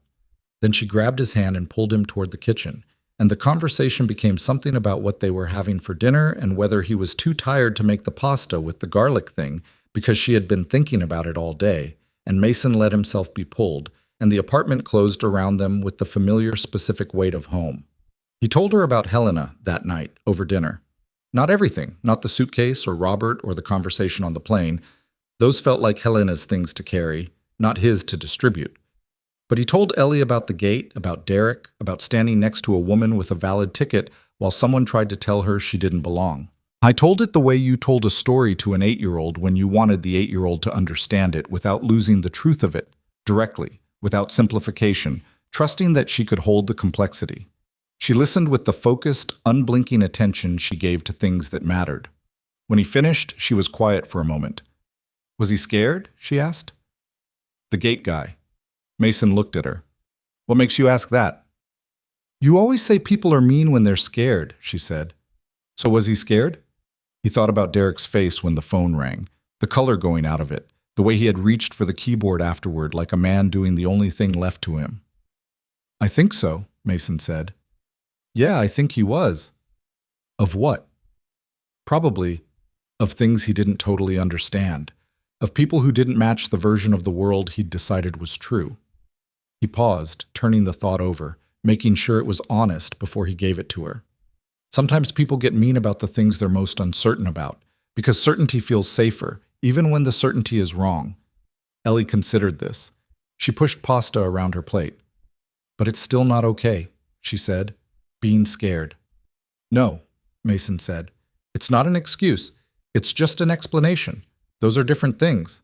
She nodded slowly, the way she nodded when she was recording something. He did not tell her about Helena's offer that night. Not because he had decided against it, but because he needed to understand it fully himself before he brought it to her. The formal documents from Diane arrived 4 days later, as promised. A 40-page packet that Mason read twice at the kitchen table after Ellie was in bed, with a highlighter and a legal pad, and the particular focused slowness of someone who did not want to misread anything important. On the 5th day, he called a lawyer, a woman his supervisor had recommended, who did contract work for small aviation companies, and paid her to read it too. The lawyer called him back 2 days after that and said the terms were genuine. The structure was what Helena had described at dinner, and the intellectual property provisions were, in her exact words, unusually favorable to you, which usually means one of two things. They're hiding something, or they really mean it. What do you think? Mason asked. The lawyer was quiet for a moment. I think they mean it, she said, but I've been wrong before. He signed it on a Thursday morning, at this kitchen table, with Ellie's drawings on the refrigerator and the photograph of Claire caught at the edge of his vision and the sounds of the building around him, pipes in the walls, someone's television 2 floors up, the particular creaking of the place that had become so familiar, he didn't hear it anymore unless he was trying to. He sent the signed documents back to Diane. Diane emailed confirmation within the hour. He sat at the table for a little while after that, not doing anything specific, just sitting in the ordinary morning of his ordinary kitchen while something that had been in the future for 4 years moved into the present and began to become real. The first phase of the program's development started 6 weeks later. Carrington Meridian's aviation division cleared a portion of an existing Westbridge facility, a building Mason had driven past approximately 800 times in 9 years and never entered, and equipped it over the course of 3 weeks with the kind of infrastructure that Mason had been building workarounds for in spare bedrooms and hallways. Real servers, real diagnostic software licenses, real access to the aviation safety registry data sets he had needed for 2 years and had not been able to reach as an independent. He walked into the facility on the first morning with a coffee he had made at home, because the coffee from the machine by the front desk was, in his assessment, catastrophically bad, and he stood in the middle of the main room and looked at the equipment and the space and the particular quality of a thing that had been theoretical for so long that its physical existence felt mildly surreal. His first hire was a data analyst named Priya, 27 years old, who had a master's degree in computational statistics and had been working for a logistics company and was deeply, specifically, bored. She had applied for the position within 48 hours of the listing going up, and she had sent a cover letter that was 3 paragraphs long and contained 0 mentions of being passionate about aviation and one very specific critique of the predictive maintenance approach he had outlined in the position description. He had called her within an hour of reading it. "You think the 60-day window is too narrow," he said when she picked up. "I think it depends on what you're trying to optimize for," she said. "If you want to catch failures before they become dangerous, 60 days might be right. If you want to give regional carriers enough lead time to actually procure replacement parts and schedule maintenance windows without disrupting their flight operations, you probably need 90, which means you need better long-range accuracy than 83%. "I know," he said. "That's why I'm hiring." She started the following Monday. The work was harder than it had been in the hallway, which was the counterintuitive truth of having resources. When you had workarounds, you knew exactly where the edges of your constraints were, and you built along them. When the constraints moved, the edges moved too, and you had to find them all over again. Mason spent the first 3 months feeling simultaneously more capable than he had ever been, and more aware of how much he still didn't know, which was an uncomfortable ratio to live in, but which he had come to recognize as the signature of actually making progress on something genuinely difficult. He called Helena once a week, not always about the program, sometimes about the airline's complaint process, which had been under negotiation since October, and sometimes about the passenger advocacy structure she was building, and occasionally about nothing specifically required, just the kind of conversation that happened when 2 people had been through a significant morning together and had not quite finished talking about it. She asked about Ellie regularly. He told her things: the unraveling braid, the catastrophic assessment of Mrs. Gable's cat, the report card that had been nearly perfect except for a comment from the teacher that Ellie occasionally corrected other students' answers without being asked. He told these things the way you told them to someone who was genuinely listening, and Helena listened with the specific quality of someone who found the small facts of other people's lives. Interesting, because she understood that the small facts were where everything real actually lived. She told him things too, about the hotel room with the bathrobe in the closet, where she had stayed for 3 nights, and eaten dinner alone twice and once ordered room service, and sat in the chair by the window looking at the city while she ate, which was something Robert had always wanted to do, and which she had always found impractical, and which she had found alone to be neither as sad nor as peaceful as she had expected. Just real, which was what most things were when you finally got to them. She told him about a conversation she'd had with a lawyer about Robert's estate, something administrative that had been unresolved, and he listened without offering to fix it, because some things were not offered as problems to be solved. He told her, in December, about the 90-day accuracy number. Priya had cracked something in the algorithm, a weighting adjustment in the atmospheric stress variable that Mason had been approaching from the wrong angle for 8 months. And the 90-day predictive accuracy had moved from 78% to 86%, which was not a number anyone had expected by December, and which had required the 2 of them to sit very quietly in the facility for about 10 minutes before either of them said anything. Helena was quiet on the phone too when he told her. 86, she said, at 90 days. What does that mean practically? It means regional carriers can plan maintenance windows 3 months in advance with real confidence. It means they can order parts before they're urgent. It means the gap between what they can afford to do and what the large carriers do gets significantly smaller. He paused. It means the system works. Helena was quiet for one more moment, and then she said, Robert would have wanted to understand how the algorithm worked, and I would have explained it incorrectly, and he would have pretended to follow, and then asked a question that revealed he hadn't followed at all, and we would have laughed about it. He sounds like someone I would have liked, Mason said. Yes, Helena said. I think so too. The airline's new passenger advocacy process was announced publicly in February, 7 months after the morning at Westbridge International's gate. It was not everything Helena had pushed for. These things never were, in the first round, because institutions changed the way large objects change direction, slowly and with friction. But it was more than the paper process that had existed before. An independent review board, documented response timelines, a passenger liaison program staffed by people who did not work for the airline's HR department, and a provision, the one Helena had been most specific about, requiring that all conduct complaints involving gate and check-in personnel be reviewed by two individuals, neither of whom was the employee's direct supervisor. The airline's press release called it a new standard of passenger care. Helena, in the single public comment she made about it, called it a start.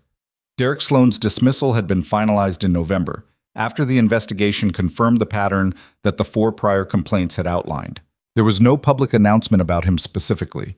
Terminations didn't work that way, and Mason had not expected one. But the result was documented, and the record was real. And the 4 people who had filed complaints before Mason stood at that counter, and whose reports had gone into a drawer somewhere. Those reports were part of what had made the investigation impossible to dismiss. They had mattered. Eventually, obliquely, in the way that things matter when the right pressure finally arrives. Mason thought about this sometimes. About the people who had filed those 4 complaints, knowing they probably hadn't changed anything, filing them anyway. He didn't know who they were. He would never know who they were. But they had contributed something, to a record that had been invisible until it wasn't, to a case that had been closed until the morning at Gate 14 reopened it. There was something in that. Something about the persistence of small acts, the way they accumulated in places you couldn't see until the accumulation was large enough to matter. He tried to explain this to Ellie one evening, not with any agenda, just because it was on his mind and she was good to think out loud with. She was doing homework at the kitchen table. She didn't look up from her worksheet, but she was listening. He could tell by the way her pencil slowed. "So they did the right thing and nothing happened?" she said. "Nothing happened immediately," Mason said. "But the record stayed, and later it did matter." She was quiet for a moment. "That seems really hard," she said. "Doing something right when you don't get to see it work." "It is hard." "Did they know it would matter later?" "No," he said. "They probably didn't." She looked up from her worksheet. "Then why did they do it?" He thought about it, gave it real thought, because she was asking a real question, the way she always asked real questions when she had the surface question and the deeper one at the same time and trusted him to go to the deeper one. "I think because it was true," he said. "What happened to them was wrong, and they said so. And saying true things is worth doing even when nobody's listening, even when you're not sure the words land anywhere." He paused. The words landed. It just took a while for anyone to be in the right position to hear them. Ellie looked at him for a moment with the evaluative intensity of a child who is deciding whether an adult has actually answered the question or offered a dressed-up version of not knowing. She seemed to decide he had answered it. She went back to her worksheet. The Aviation Research Center opened in March. It was not a grand opening in the sense of a ribbon and a crowd. It was a facility commissioning, which meant a small group of people who worked in or around the program walking through a building that had been recently fitted out, acknowledging that the work being done in it was now formally underway. Helena flew in from New York. She arrived the way she did most things, without announcement, without theater, in the plain coat that Mason had come to think of as simply how she dressed, carrying a leather bag that was not the old brass-clasped suitcase and not trying to be. Ellie came with Mason. It was a Saturday, and Mrs. Gable was unavailable, and he had decided, not carelessly but after genuine thought, that Ellie was old enough to be there and should be. The work had cost parts of her childhood too. The evenings she had fallen asleep without him, because he was in the hallway with the folding table. The weekends he had been present in body and partially somewhere else in mind. She had never complained about it. She had sometimes asked about the puzzle, and he had tried to explain it, and she had listened and asked questions that were endearingly wrong in their technical specifics and completely right in their underlying intuition. It seemed correct that she should be there when the puzzle became a place. They arrived at the facility at 11. Priya was already inside, talking to 2 engineers from the aviation division who had been working with them since October. Diane was there, which meant Helena was close behind. A small group of Carrington Meridian's aviation leadership had flown in, and Mason's supervisor from Westbridge Aviation Services came, which meant more to Mason than he showed, because his supervisor was a man who did not attend things for ceremony and had therefore attended this one for the reason it actually deserved. Helena arrived at 11:15. She walked in, registered the room, registered the facility, registered the equipment that had been theoretical the last time they had discussed it in detail, and she looked at all of it with the attentive, specific expression of someone taking inventory, not of the physical assets, but of the distance between where something had been and where it was now. She saw Ellie before she saw Mason. Ellie was standing near the equipment wall, looking at a server rack with the focused curiosity of a person examining an object they find genuinely interesting without fully understanding what it does. She had her father's quality of stillness, the kind that looked like patience, but was actually just absorption. Helena walked over. Mason watched from across the room, not moving, not wanting to interrupt. "That's the processing unit," Helena said to Ellie, nodding toward the rack. "It runs the calculations that predict whether something on an airplane is about to go wrong." Ellie looked at her, then back at the rack. "Like a warning system?" "Yes, but for problems that haven't happened yet." Ellie considered this. "My dad built it." "He did," Helena said, "with help from some other people now. But he started it." "He built it in the hallway," Ellie said, "outside my room, when I was 6. Helena looked at the rack for a moment. "I know," she said. "He told me." Ellie turned to look at Helena fully, with the direct, unguarded assessment that children applied to adults they were encountering for the first time and hadn't decided about yet. "Are you the lady from the airport?" she asked. "I am." "The one with the ticket?" "Yes." Ellie looked at her for another moment. "My dad said you were carrying something heavy." Helena was quiet for a second, and something moved behind her eyes, brief, real, the kind of thing that didn't get performed. "He was right," she said. "I was." "Are you still?" The question came out with the blunt specificity of a child who had not yet learned that some questions were impolite, or had learned it and decided this one was worth asking anyway. Helena did not appear to find it impolite. She looked at Ellie with the expression of someone receiving something unexpected and choosing to receive it honestly. "A little," she said, "less than before." Ellie nodded, satisfied. She looked back at the server rack. "It's big," she said, "of the equipment generally." "It is."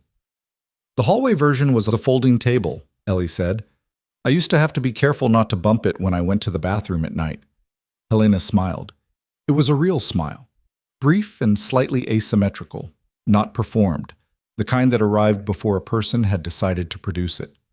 "I would have liked to have seen that version," she said. Mason had reached them by then, and Ellie looked up at him and then at Helena and back at him with the expression of a child completing a circuit. The woman from the airport, the trip, the ticket, the suitcase, the things his face did when he talked about certain parts of certain days. She was putting together something, building the picture from the pieces she'd been given over the past months, and he could see it assembling behind her eyes. "Hi," he said to Helena.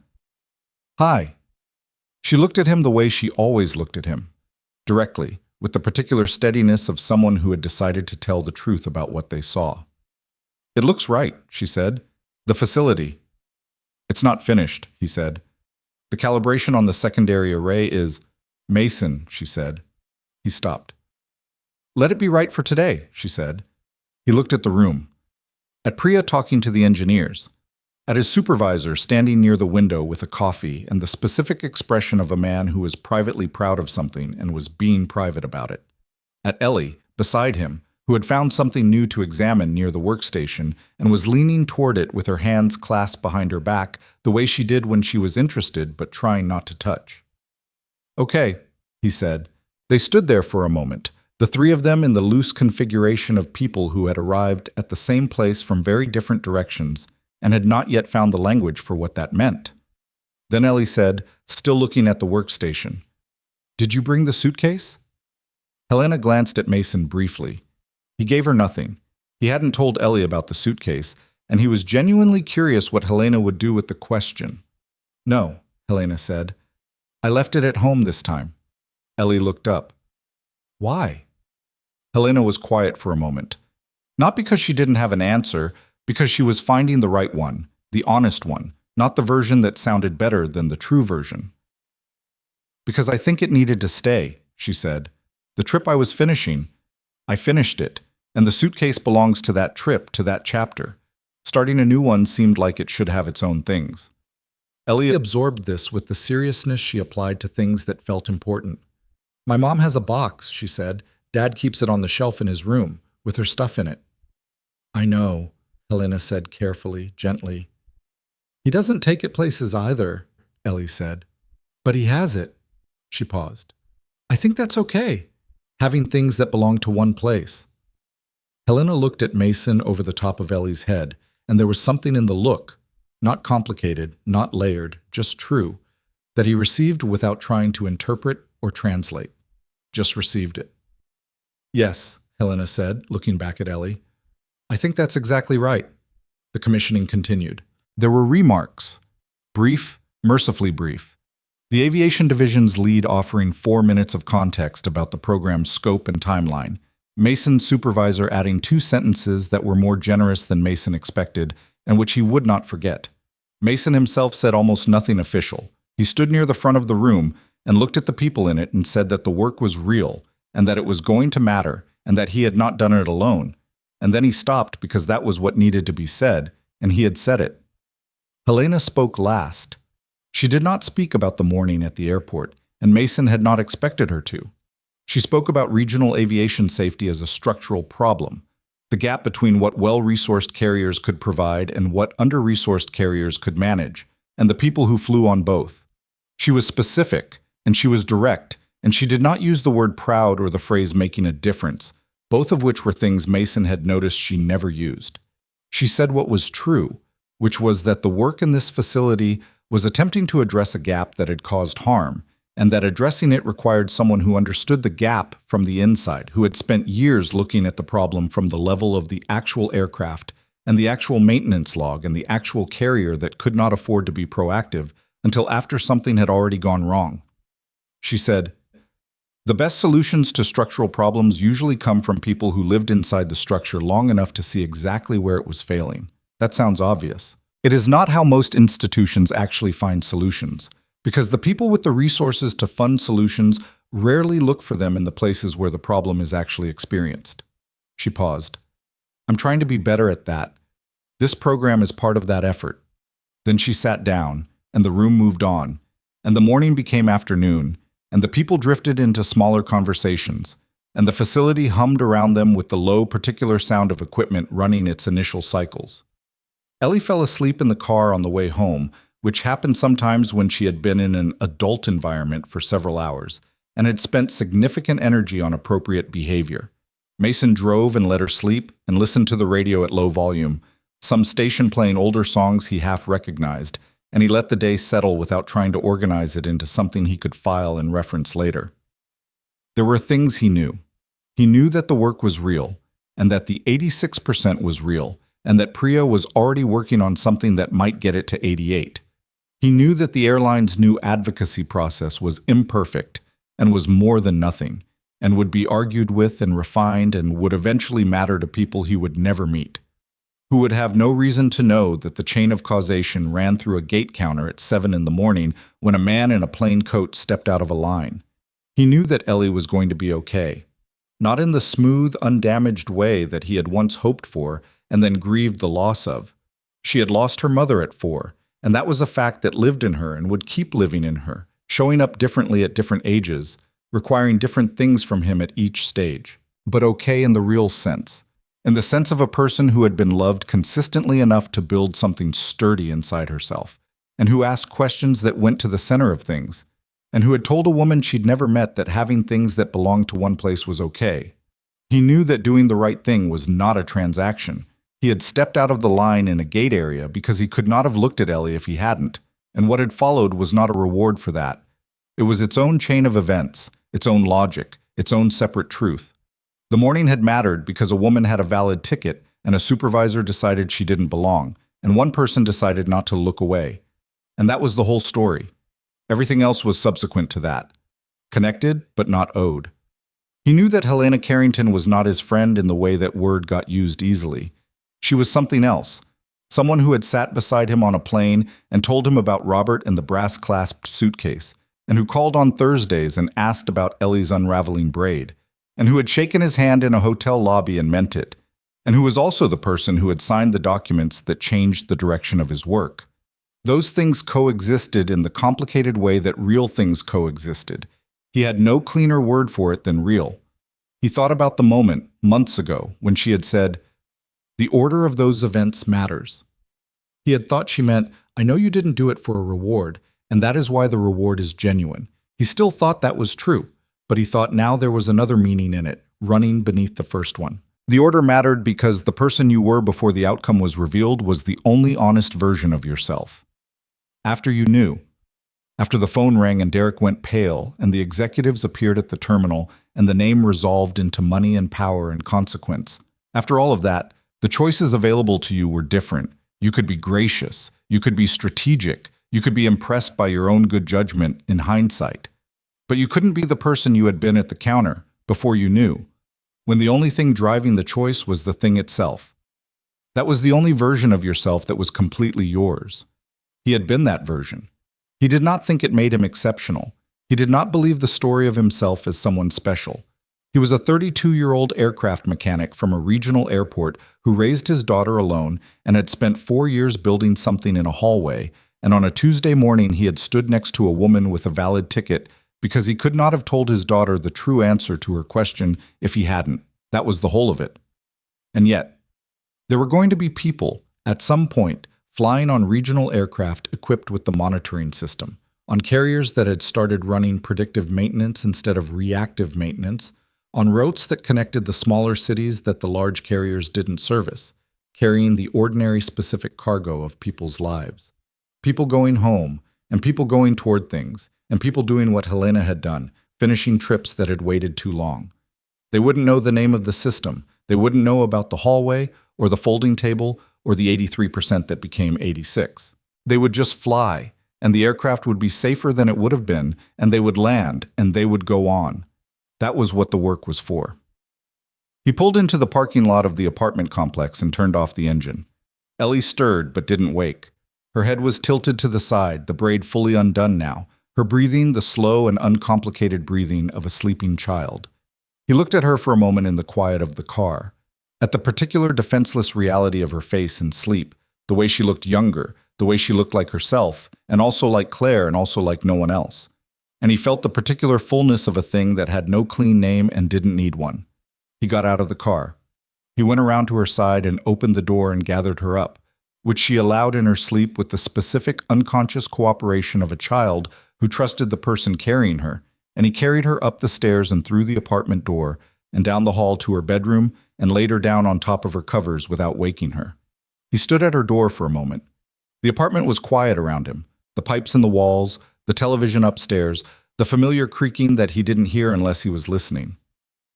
He looked down the hall toward the spot outside her door where the folding table had been. Nothing was there now. Just the hallway. Just the ordinary domestic space of a place where people lived. But he could see the table anyway, in the particular way you could see former versions of things when you had been present long enough. The lamp he had angled so the light wouldn't show under her door, the diagnostic software running on the second-hand laptop, the nights that had accumulated into months into years into a building in Westbridge with real servers and a data analyst who was already working on 88. He went to his own room. He sat on the edge of the bed. He looked at the shelf where Claire's box was. The one Ellie had mentioned to Helena. A shoebox, unremarkable from the outside, containing the specific small artifacts of a person he had loved. He looked at it without opening it the way he usually did. It was enough to know it was there. He picked up his phone and looked at it, then set it down. Then he thought about the photograph. The one from his wallet, Ellie at 5 with the popsicle on the summer porch, absorbed in something just outside the frame. And he took out his wallet, and he looked at it for a moment, and then he put it back. He thought about what Ellie had said at the dinner table months ago now, doing something right when you don't get to see it work. That seems really hard. Yes, he thought. It is. And then, but sometimes you do get to see it. Sometimes the day is long and strange and nothing goes the way you expected, and you end up standing in a facility that didn't exist a year ago, and your daughter falls asleep in the car on the way home, and the work is real, and the people it's for are real, and you were the version of yourself you needed to be when it mattered. Sometimes, not always, but sometimes. He lay down. I was tired in the good way, the way of a day that had required real things from him and had received them, the way of a person who had been present for what happened and had not looked away from any of it. Outside, the evening was going dark. Somewhere across the country, a regional aircraft completed its maintenance check and was cleared for its next departure. Somewhere, A woman bought a first-class ticket and walked to a gate counter and waited to be told she belonged there, and nobody questioned her, and she boarded and she flew. Somewhere, someone filed a conduct complaint about a gate supervisor, and the complaint was received and reviewed by people with the authority to do something about it, and something was done. None of those people knew Mason Rourke. He didn't know them either. But the work moved through the world anyway. The way work does, when it's real, when it's done for the right reasons, when the person who does it has been the honest version of themselves at the moment it counted. It moved through the world without his name on it. And that, Mason thought, as sleep arrived to take the rest of the day away, was exactly how